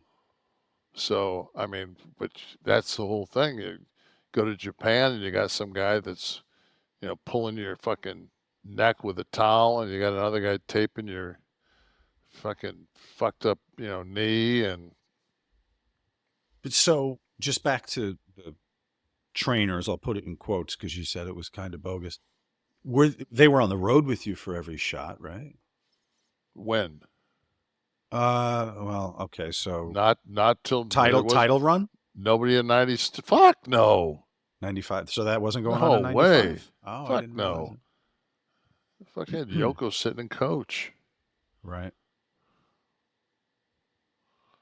Like I said, man, that somebody making $16 million now. I mean, that you take that and I think you gotta also think about how small our crew was. You had the BSKs, the Kliq, that was probably 11 guys. Then you had fucking, maybe another 10 guys. Mm-hmm. There might be 20 guys on a card. 2 girls, Mm-hmm. 2 women, 2 refs, timekeeper, announcer. Shit, man. Mm. Yeah, it's a crazy time. Bare bones. It is still miraculous how you guys were able to find a gym, eat right. You guys looked good. You were obviously not. Find a building. Yeah, find the building before the Google Maps days. Eating right. There was no consistently there was late no at night. There was no internet. Right. No, I know. Yeah. That is remarkable. There was the hey buddy. That was all we had. Hey buddy. Where's the Civic Center? So true. Did you get that? No, motherfucker. But today, these guys. I think he said left at the McDonald's. I think it was right. Ah, fuck. Ask Hold Paul. on. He hasn't been drinking. No, we weren't drinking. We were on the way to the fucking town. Oh, party always started afterwards, right? Yeah. No, But today, guys have the benefit, Kevin, of a lot of things you guys did, which you alluded to. And Blue Chew? Something. Well, no. Yes, but no. I was thinking more in terms of LUMEN right now because with diet and like you guys were all, gym rats, and you guys were always talking about workouts and sharing information, and didn't have anything that you could blow into that would tell you the exact percentage of fat versus carbs that you were burning at that moment, like LUMEN does for us. What is it? It's simply put the world's first handheld metabolic coach. It's a device that measures your metabolism through your breath. On the app, it lets you know if you're burning fat or carbs. It's that simple. But then what makes this app so much better is the next step. Once you get that information, well, what the hell do you do with it? Well, LUMEN has that solved also, okay? Because it's going to tailor guidance to help improve your nutrition, workout, sleep, and even stress management. Holidays are around the corner. This is a great gift, but also a gift for you as you're bouncing around, eating different places, to monitor your metabolism while you eat your face off. All you have to do is breathe into your LUMEN first thing in the morning, and right off the bat, you're going to know what's going on with your metabolism, whether you're burning mostly fats or carbs. Then LUMEN gives you a personalized nutrition plan for that day based on those measurements with a selection of different food options, okay? So you can flip through to the things that you have access to. You can also breathe into it before and after workouts and meals. You're going to know exactly what's going on in your body in real time. And Lumen will give you tips and how to keep you at the top of your health game. Guys, metabolism is your body's engine. It's how your body turns the food you eat into fuel that keeps you going. So take advantage of this deal here. And if you want to stay on track with your health this holiday season, go to Lumen, LUMEN.me, M-E/Kliq, K-L-I-Q, to get your 15% off for your Lumen. That's LUMEN.me/Kliq, K-L-I-Q. Thank you, Lumen. This makes a great gift, and it's 15% off your purchase. Thank you, Lumen. NXT ran ECW Arena, well, the former ECW Arena, now known as 2300. Oh, I just remembered the other story. I said there were 2 stories this week that I saw you in. The first one was the that comment about paying the entire crew with what one guy makes today. But also, why are they talking about you going to NXT? It was a story that you'd be reunited with... now, you said you were going there, like physically, but I think the story was teased a potential... I have my link here. I think. Oh, no, I don't have the link to that. To potential work-related thing with NXT. Is this true? Is there work on the horizon with NXT? With Sean? You and Sean back together again? I can't even sit on a fucking toilet. I'm in so much pain. Fuck, I mean...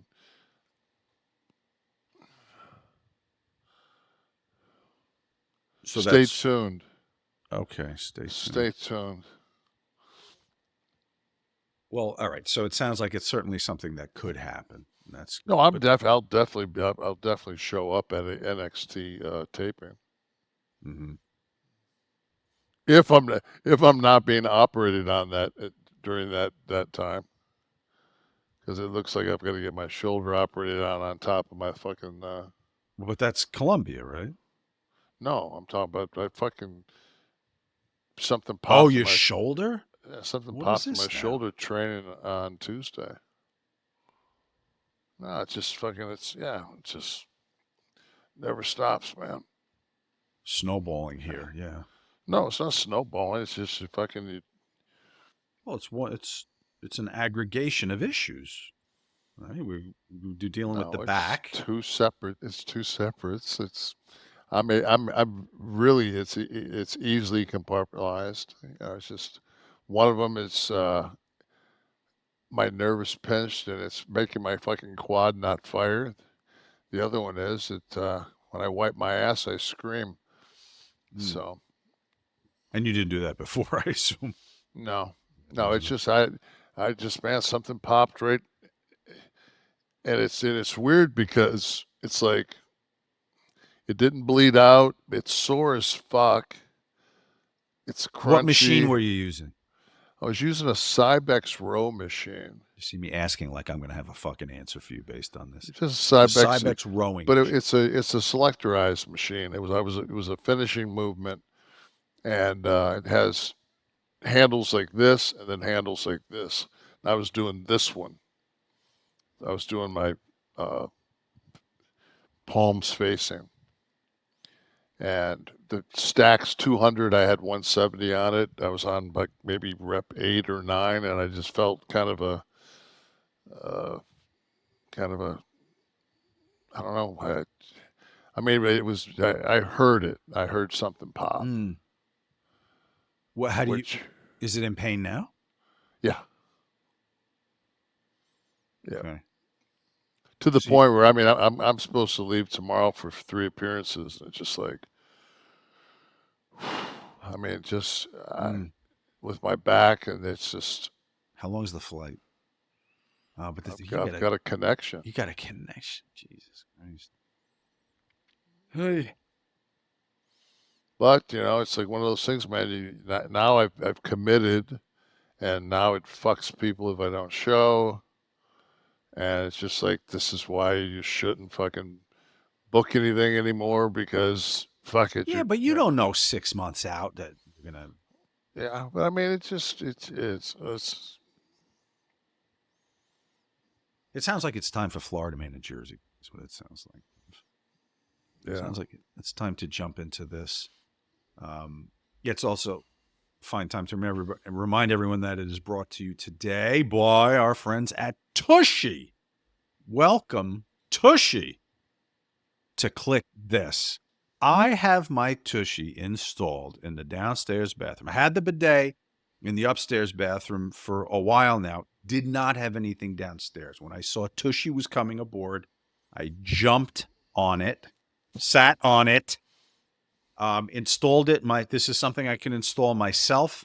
Not the handiest cat in the world. This was so super easy.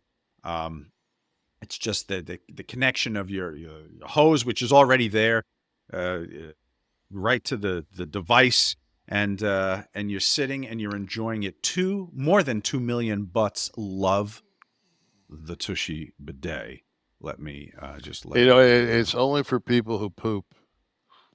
Oh, right, exactly. If you don't, you Yeah, if you're not defecating, this is not a product for you. You know what though? I'm gonna qualify that because the ladies can use a little cleaning of the frontal region there, as you know, because right on the device there's a the vagina.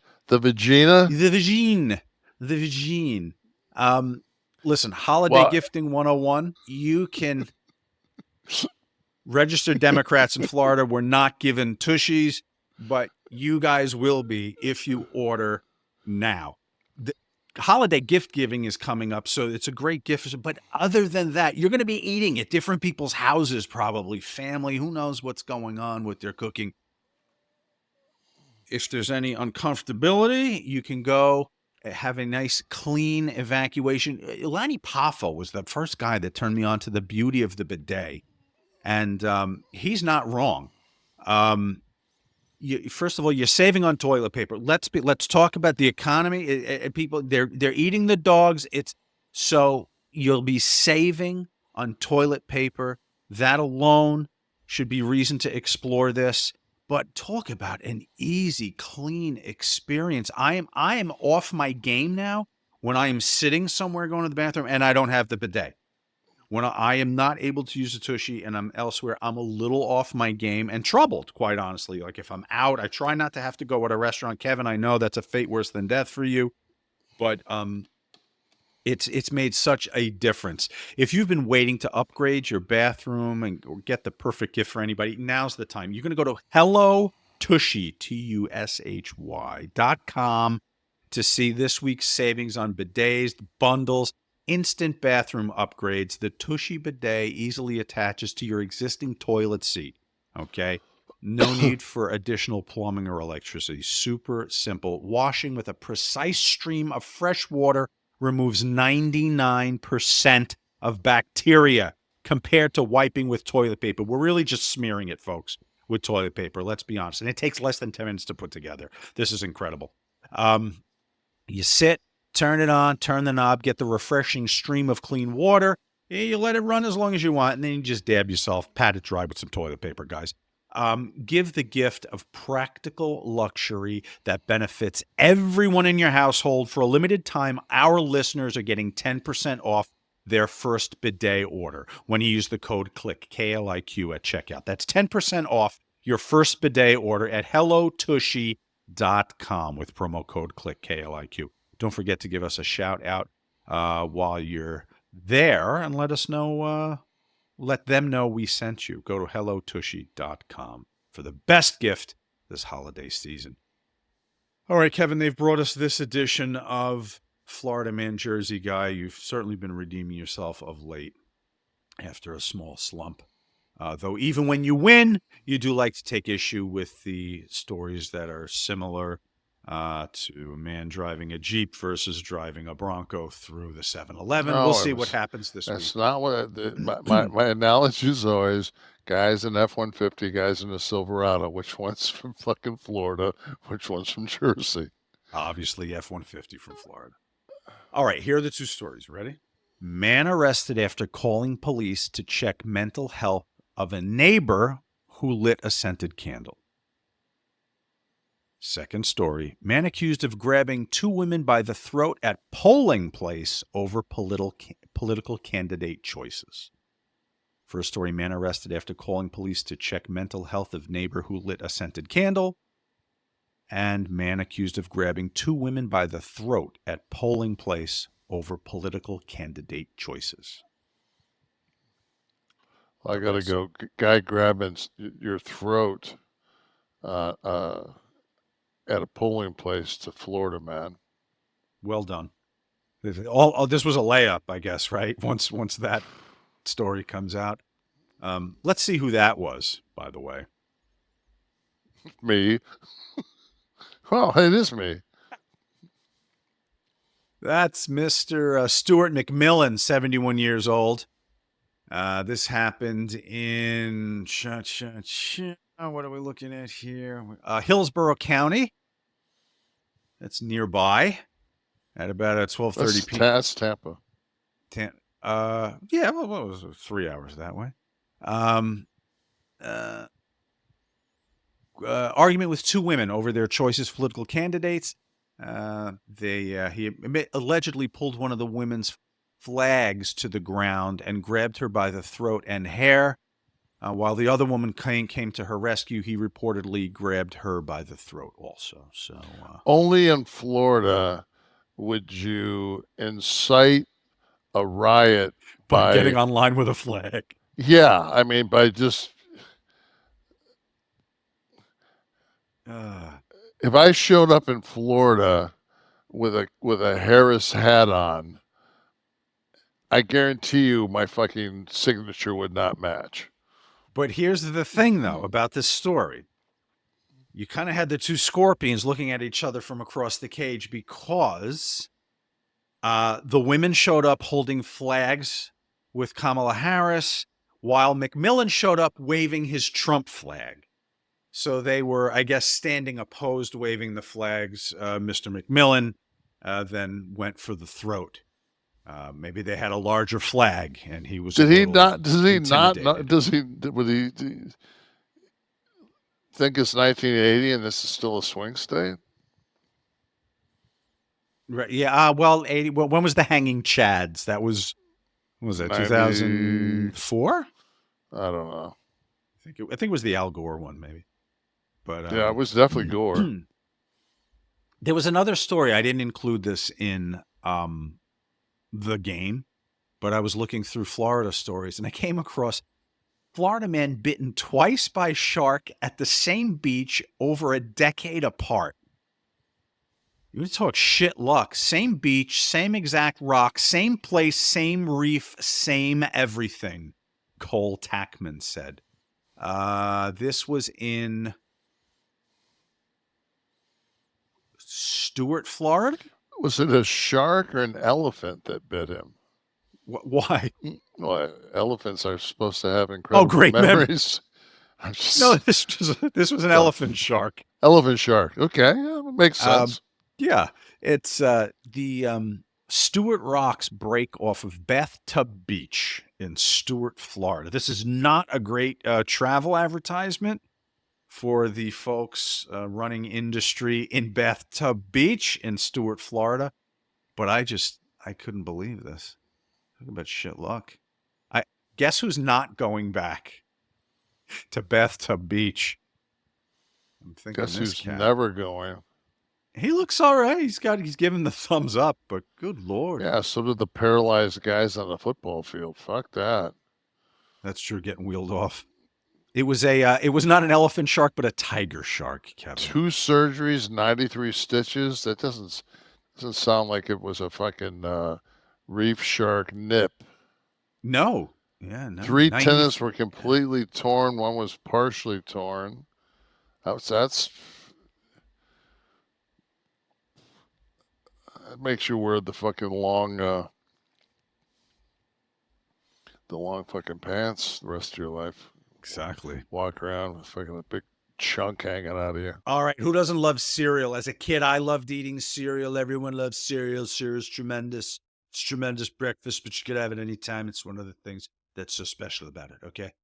But being an adult, I don't want all the sugar. I don't want to deal with the health implications from something just in the regular cereal aisle, okay? I found Magic Spoon, okay? And this has changed the game. It's a nostalgically delicious cereal. It takes me back to all those wonderful cereal experiences that I'm talking about in my childhood with all the childhood faves. But this is without the sugar, and it's a ton of protein. If you're already a Magic Spoon fan, I have big news, okay? Magic Spoon has turned their super popular cereal into high-protein treats.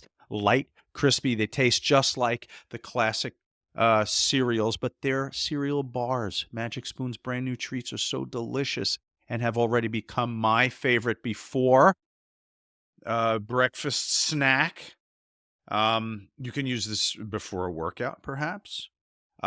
For the cereal, here's what you're getting. Every serving of Magic Spoon cereal has 13 grams of protein, 0 grams of sugar, and 4 grams of net carbs.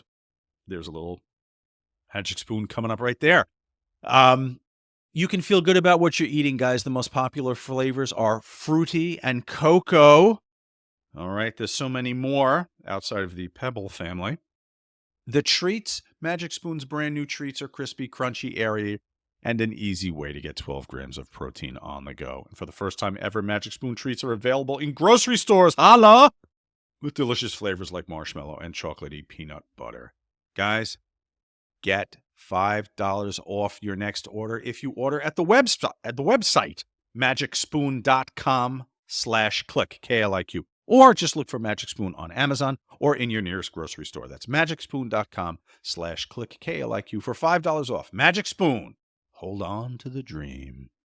Hashtag AskNash is how you get in touch with Kevin to have your questions answered here at Kliq This. And if you go to kliqthistv.com and you're part of the live audience here, you can ask questions here in real time and converse like, who's our first one tonight? Ace Ramon. Hey, Kev. Did you get to keep anything from the movie set when you were Super Shredder? Nope. I tried to steal the helmet and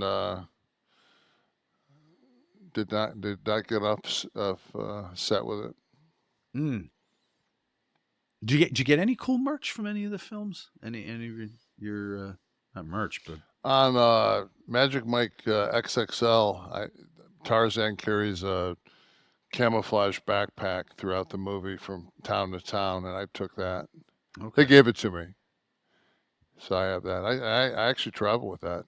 So if anybody ever sees me with I may actually have it tomorrow if I don't get done with this show and call my buddy in Maryland and say, "Fucking, I'm sorry." Okay. Another question from the house. Tyler Blair. Thoughts on Stevie Richards? His thoughts on the business and yours seem fairly aligned. Also love his analysis and breakdowns of the moves and fitness. What do you think of Stevie? Boys gotten along with him. I mean, no matter what I say, they're going to say, never had a problem with Stevie Richards. So, you should just dog him for the fuck of it. Let's go to admin who sent in a question. Now that it's all settled, is there any wrestling comparison to this election cycle, kayfabe or behind the scenes?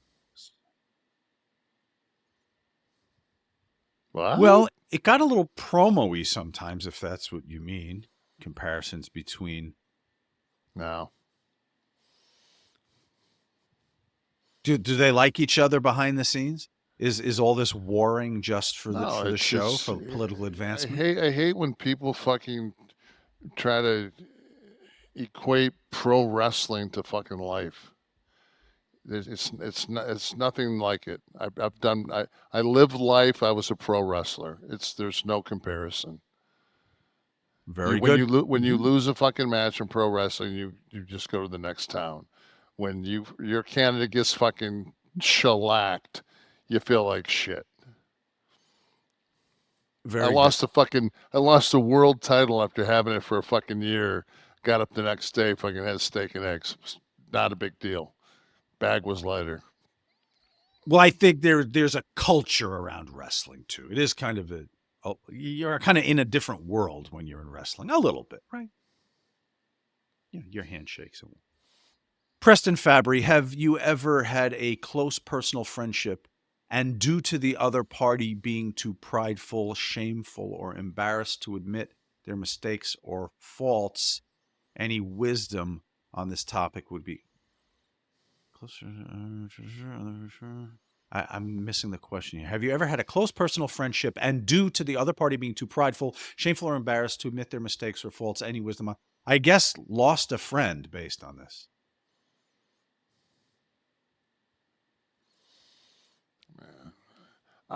Anyone too prideful to hang with Kev? No, it's like it's your job as the other part of the fucking friendship to call a motherfucker out.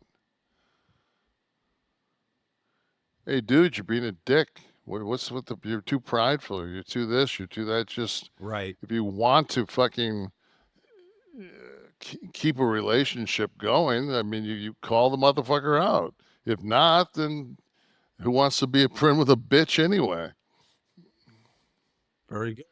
All right, as every week, this is the high spot of the show, and if that's the case, it's being brought to you by our friends Mickey Ray and Courtney at Get Blitzed with their Get Blitzed Lit Aid. Guys, this is no joke. We're talking nano-infused Delta 9 THC sipping syrup, just a teaspoon of the syrup in the drink of your choice. Okay, can turn anything into a party. We're talking tea, maybe a soda. I used to rock a little bit of the cherry on my spoon and dip that into my Cola Zero. But guys, we're talking nano-infused Delta 9. What does that mean? It means fast onset, 5 to 15 minutes. It goes right into your bloodstream, bypasses the breakdown in the liver. Okay, if you're in Maryland, you can hit up the Stay Lit Smoke Shop, but for the rest of us, it's legal to ship right from the Get Blitzed website to almost all 50 states without a med card as long as you're over 21. Now you can save 15% by entering the code KLIQ, K-L-I-Q, at checkout, and that's at get-blitzed.com. That's get-blitzed.com to try the THC sip and syrup Delta 9. But. The thing that's most special about this is right now, very soon, the Kliq This edition of the THC syrup will be available for everybody. But we have a limited edition line of art that's not being used on the final can. So we said, let's go. Let's sell it. It's amazing. The flavors are tremendous. Anyone who tries it puts it over huge. And there's a pre-sale giveaway of this first line of seltzer production. If you order 2 bottles or more of the THC sip and syrup, you're getting one of the limited edition pre-sale giveaways of the Kliq This can of THC Lit Aid. If you order more than $200, you're getting 2 cans, one of each flavor. There's Kev's Key Lime and Sean's Blue Raz. Be sure to specify during checkout in the notes if you want the Kev's Key Lime or Sean's Blue Raz. And we thank Mickey and Courtney and Get Blitzed for being on the team. Generation Y asks, my dad always brought up dropping acid and going to watch WWF at the Capitol Center back when he was a teenager. Apparently watching Randy Savage cut a promo while on acid was fun. And my dad once heckled Bobby Heenan by making a comment about him being fucked in the ass by Greg Valentine. Well, who didn't? Slurs were used, etc. He noted Heenan got to about the comments being said. Has a heckler ever said anything that got to you during a performance? Anyone from the audience, not a physical thing, but a verbal thing, ever knock you off your game? Not that I could, no. All part of the show? I don't really pay it. It's. Can you even hear them? Not. I don't. It must have been. I mean, I've worked some TVs at WCW where there might be 1,000 people. I mean, it's center stage and shit. But they've always done the interviews. It's no. Intrusive thought. Hi, could you ask Kevin Nash what's his favorite song? Also, if he was 25 years old, some indie wrestler, would he sign with WWE or AEW? I always appreciated his take on anything wrestling and Scott Hall's. They both have a wrestling brain. So do I need to ask you if you were an indie wrestler, would you rather sign with WWE or AEW? Or do we pretty much have that? I don't know. I was never an indie wrestler. I got signed immediately. Yeah, there's no comparison. Right. Do you have a favorite song? A favorite anything is hard to answer, but right now, what are you going to put on driving home? Whatever's on the radio. What station? I'll probably put I think the R&B stations. I was listening on the way down. The Isley Brothers were on. Who's that lady? Good. A few bars, perhaps. Who's that lady? I always like the. I love the Isley Brothers, but I always love the Isley Brothers guitar player. It's a different, that R&B guitar that yeah. What effect is that? Is it like a flange or something? See, we need tea for these things. I don't know. I've seen them live several times, and the Isley Brothers are. All right, someone from the audience, step up, take a mic. Instagram a wrestling historian. What's Kevin Nash's crazy story about the Barbarian? Thanks in advance. I remember that the only thing that I can think of, it's not crazy, but we had a 3-way tag match in, we're in Shreveport? I think we're in Shreveport. And this is where it was the Nasty Boys, the Outsiders, and Ming and Barbarian. And this is the infamous Scott through the chair. And there it is. It was April 1st, 97. It was Shreveport. In fact, you know what? That CTE fucking just kicks in all the time, doesn't it? I'm like that fucking shark. So Scott threw a chair, and the way it was lit back then, it was lit straight down over the ring. So if you were back at the end of where the mat was on the floor, you were looking up and you couldn't see it. And Scott threw a plastic chair, like a Brunswick solid plastic, almost like a bowling alley chair at him. And Jerry didn't see it, and it fucking smacked Jerry right in the head. And Jerry already had a bad neck, so Jerry rolled in underneath, and I was fighting with Knobs, and like Barb. I think I was fighting with Knobs and Barb, and then Jerry came in and just like hit Scott with like 5 shoot punches. Yeah. And busted him open. And I turned around, I looked, and then it was almost like, again, like a shark. All of a sudden, it became kind of a shoot, and then immediately Barb and fucking Haku fucking started fucking starting to lay it in, and I was just like, fuck, man. So I went outside, got a table, folded the legs, pulled it in, opened the legs back up, and I picked the table up over my head and was going to fucking start just wailing with this fucking wood. And it was a wooden table. It wasn't some marked, table. It was a fucking plywood table. And I said, fucking chill the fuck out, man. And everybody powdered. And then I tended to Scott, and that blew up that whole fucking thing. But that was. I remember that story. That was a fucked up day. Let someone bring us home. Who's in the audience? You can wrap us up. Ace Ramon. Since this is episode 124, should Sean Waltman be here? Oh, 123. Yes, the 123. See, that was. Should have emailed me earlier in the week. No, he's not. He's kind of under the weather right now.